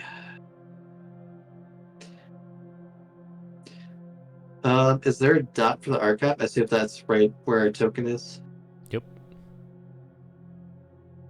Of the one members of So Roleplaying. north of us is that city, or I guess northwest. If I were ruins, I'd be more mountainous.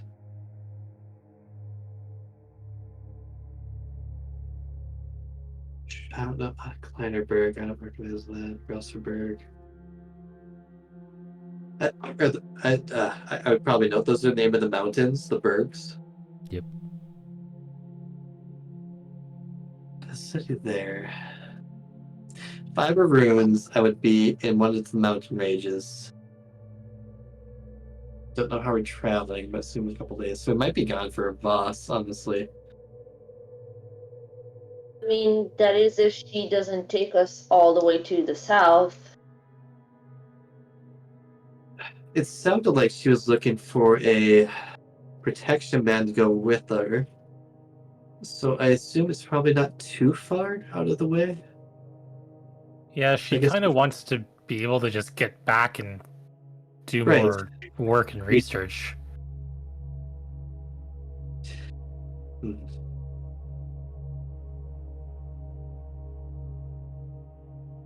They're all just assumptions, obviously, because we completely forgot to ask her where she was taking us. Yeah, unfortunately, it's our only lead. It doesn't matter too much, but while we're traveling, that event's gonna happen. So things might be different when we come back. But I guess we can't do anything about that. Maybe just from here on, don't mention where I'm from.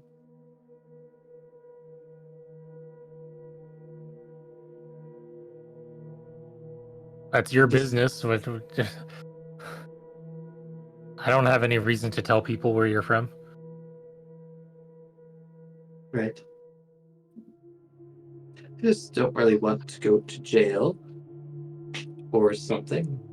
Oh, right, with everything that's about to happen. Yeah, no worries. You're good. Not mentioning anything. Think. What's your name again? Who are you? You can still call me Dr. Fiera. Maybe just avoid the last name. I don't even remember your last name. I tried to say it earlier and I butchered it, I'm pretty sure. That's safe So enough. you're good. I have met more people in the last week of my life than my whole life combined. There's names are just a jumble right now. Just add a couple, have like 100 years of that. Yeah, I feel like as elves, you all just meet everyone eventually. It must be very strange. At some point, you just forget who you've met and who you haven't. Mm. And mind you, I am so considered a very young adult elf. I am nowhere near my father's status or even a drow, that live even longer. I don't want to think about it. I wouldn't either. But for now, let's focus on tomorrow. I guess I'll see you both in the morning.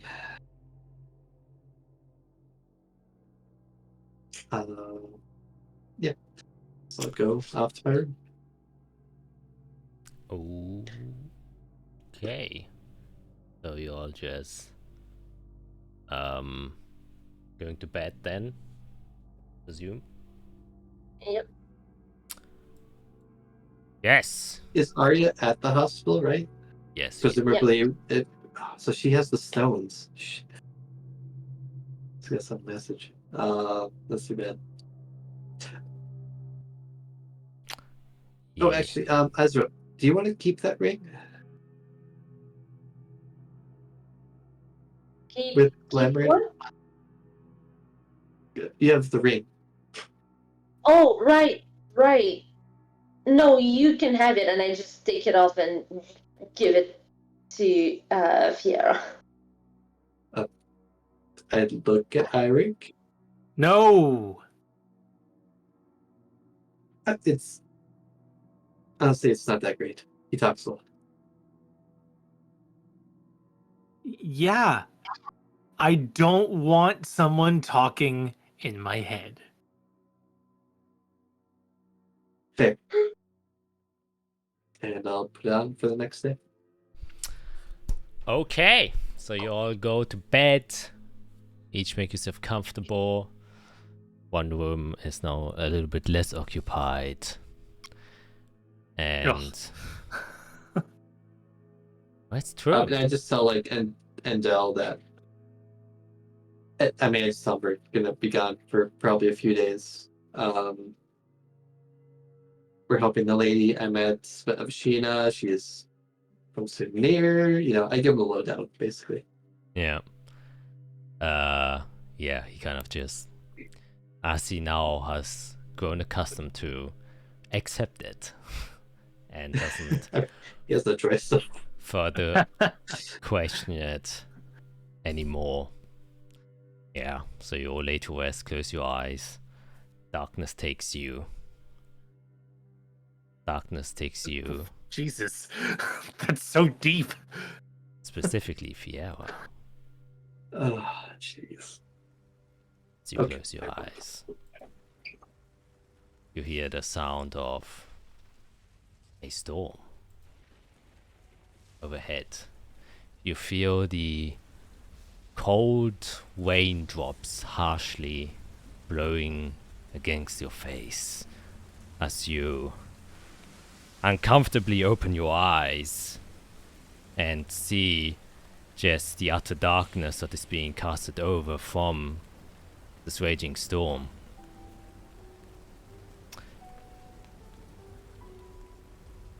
You get up, you notice that you're completely drenched and wet.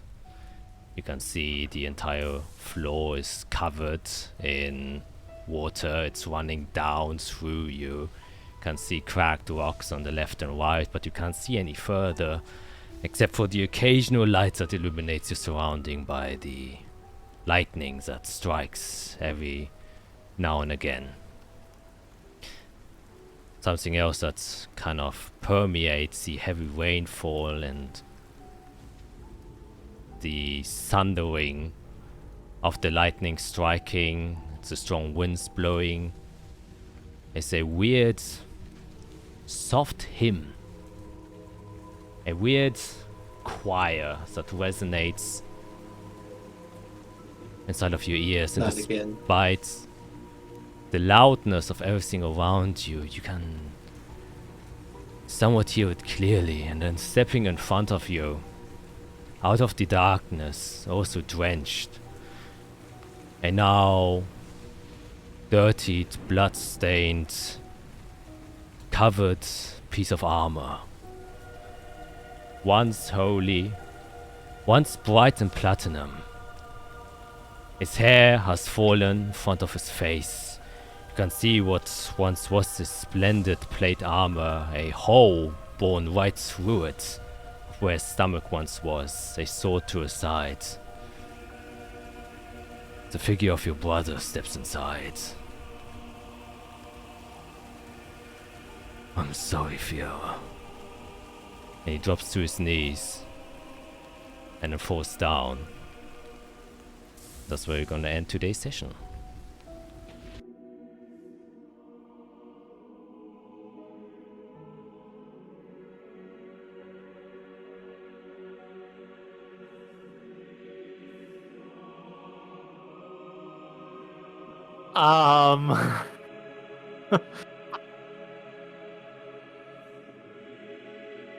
Oh, I was too scared to send the sending. Okay.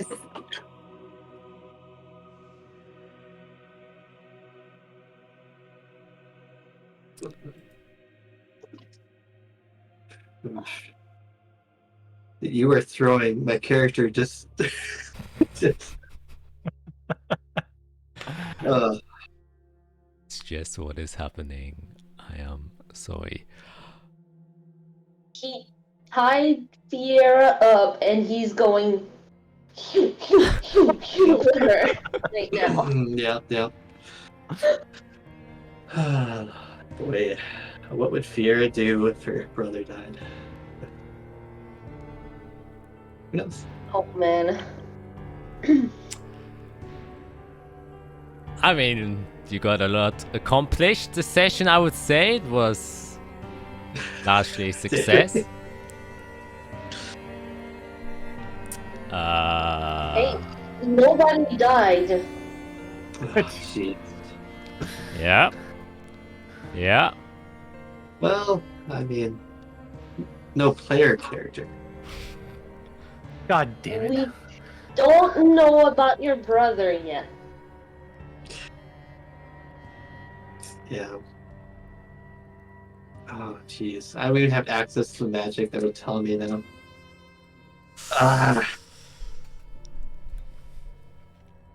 It's fine. I got a week to think about it. Yeah. The crippling fear Yeah. is taking you all slowly. And then, if we go on an expedition where I can't, where I'm not gonna let myself send a message. Oh, God. Yeah. How will this turn out? I hope. Yeah, I hope we'll alright next week. Yeah, you'll be. I mean, it is a change of pace. It's your first time going out in the wilderness. Potentially, who knows? Maybe something will come between it. We never know with you guys. Have we had a high storm? We've had one. Which was shortly after. And then the demon attacked literally like the day after. And the demon attack was like right after the high storm. Oh, right. So, okay, yeah. If I have the days right, roughly, geez. I I think we're due for one in a little over a boss, maybe, roughly. Like, I think technically, so. If my math is correct. But my math is often not correct.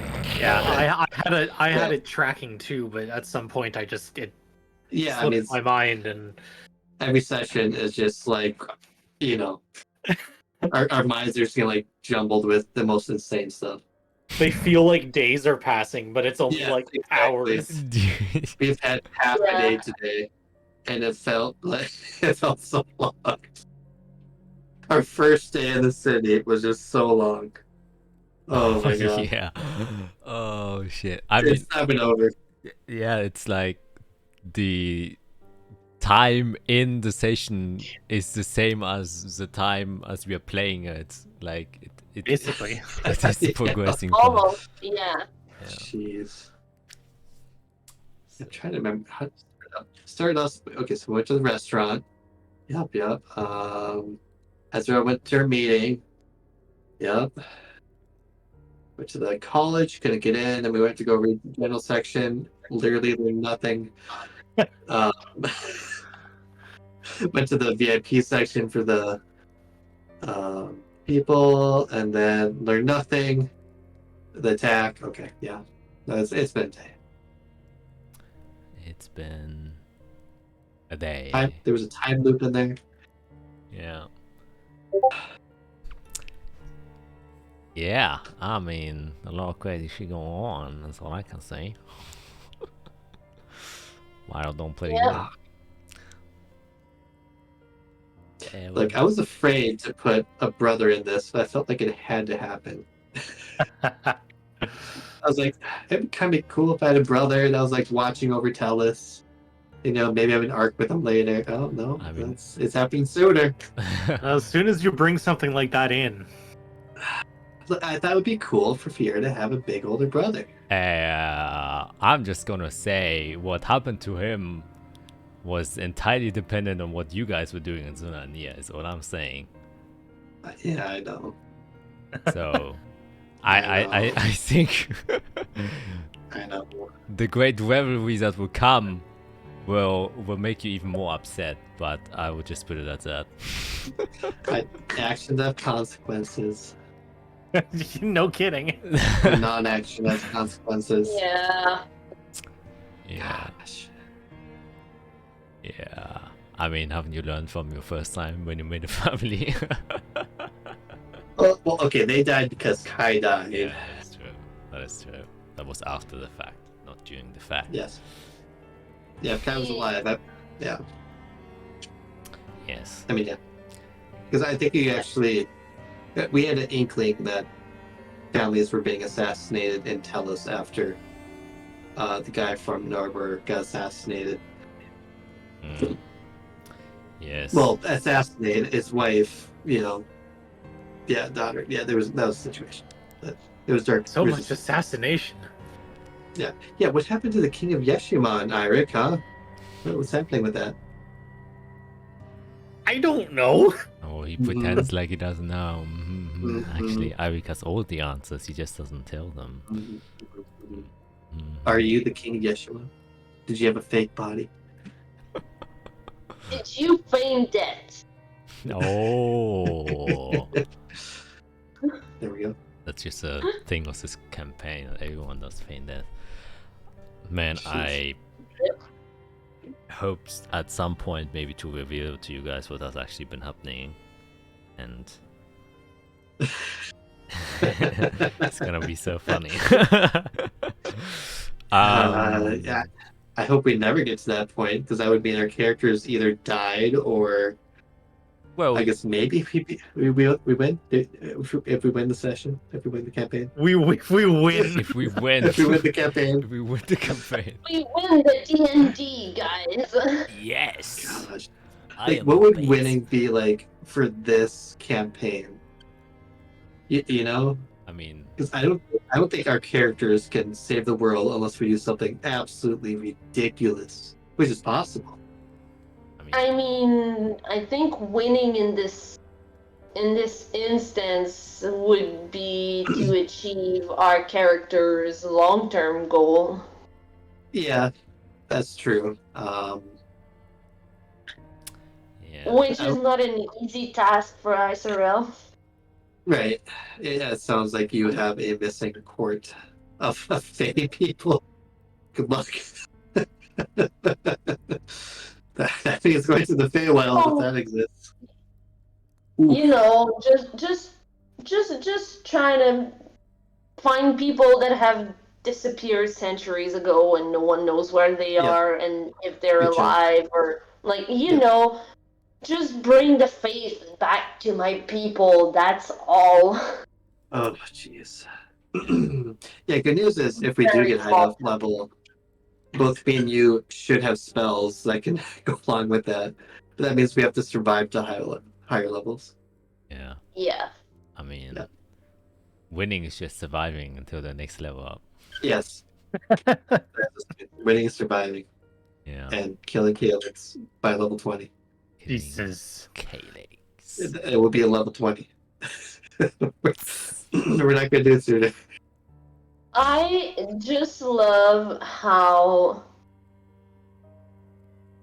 like, if we had decided not to attend that freaking pit fight, Calyx would have been a non-issue for us for a long time. No. But And now and now some of us have made it our goal to have him meet his demise. I feel like he has to die in order for us to not be affected by him. Well, yeah. We're Like- not just gonna be like, "Hey, stop it." Yeah, because he's literally a part of us now. So He's our personal Vecna spying on us at all Oh, times, sh- knowing our every but move. we're level 7, Hmm. and this guy's granting wishes that can alter reality. Oh Yup. my gosh! Yeah. Yup. Man, Vecna ain't got shit on Calyx. Right? That's what I'm I think gonna say. Calyx could wreck Vecna. Yeah, 100%. And that's something I want to see in a pit fight. Vecna Oh, versus That's a Calyx. fair fight. Now that's a fair fight. Jeez. Dang. Yeah, that's a good one. Holy shit. Someone has to make that. I have to make that. Okay, I have to make Vecna into the story. Okay. Yep. Go. Yep. Let's say meet in a pit somehow. Jeez. But hey, you got your first proper magical item. Or first custom magical item, so. I will say, Fiora doesn't know what it is yet. You guys haven't told her. That's true. Or what it can do. Very simple, So it's or powerful, simple. if used correctly, magical item. That might save someone. Who knows? Who knows? I gotta kick the cat out of the ring. Mm, That's what I gotta do. yeah. Oh my gosh. Yes, I am excited. Always to give a few custom items to you guys. Okay, wow. I guess the viewers don't have to endure us any longer, so we're gonna sign off here and hopefully be next week. Hopefully the full party. Let's see how that goes. We never know. Mhm. But I do think we need her. She has a lot of firepower for us. well, you guys gotta be. Your group is already pretty damn whack as it is, and losing one member is already. Woo, There's like one Yeah. member. The wizard's not gonna cast spells. The psionic rogue can't use psionic abilities, Oh jeez, we're crippled. and you got a healer and an artificer. So You two got this. Who's scared of everything? You two got this. It's fine. yeah, so to find out whether these folks survive episode number 24, maybe it'd be so bad if you fall one episode No. short. Shut up! No. Your damn face No. right now. No. Okay. We're gonna take so long leaving the city that we're just gonna stretch it over an episode. It's true. I still, you know, my dream's not over. It could be longer. You know. Yeah. Yeah, We're gonna yeah. go have breakfast again. Yeah, let's go to the same restaurant, and I want to know every course. I don't know about you guys, but you know, let's treat our new benefactor to a meal. Let's have a full session RP over breakfast. Yes. Yes. Oh my! And we'll be eating the entire time ourselves. Yep. You Yes. just actually buy like a 7 or the 15-course meal, and then we just eat it live here, and Yes. then I explain what In you. character. Yeah. There you go. Yeah.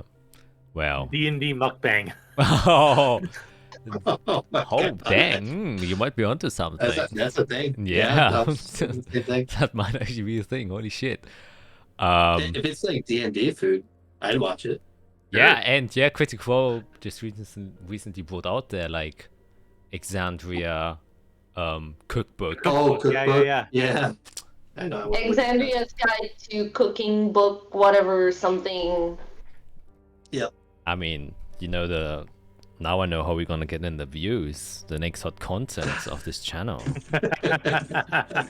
Eating. It's tasting that shit. God. Okay. Yes. Well, as I've tried now 3 times, I believe. We're gonna sign I off. think how I can solve this. Bye. Bye.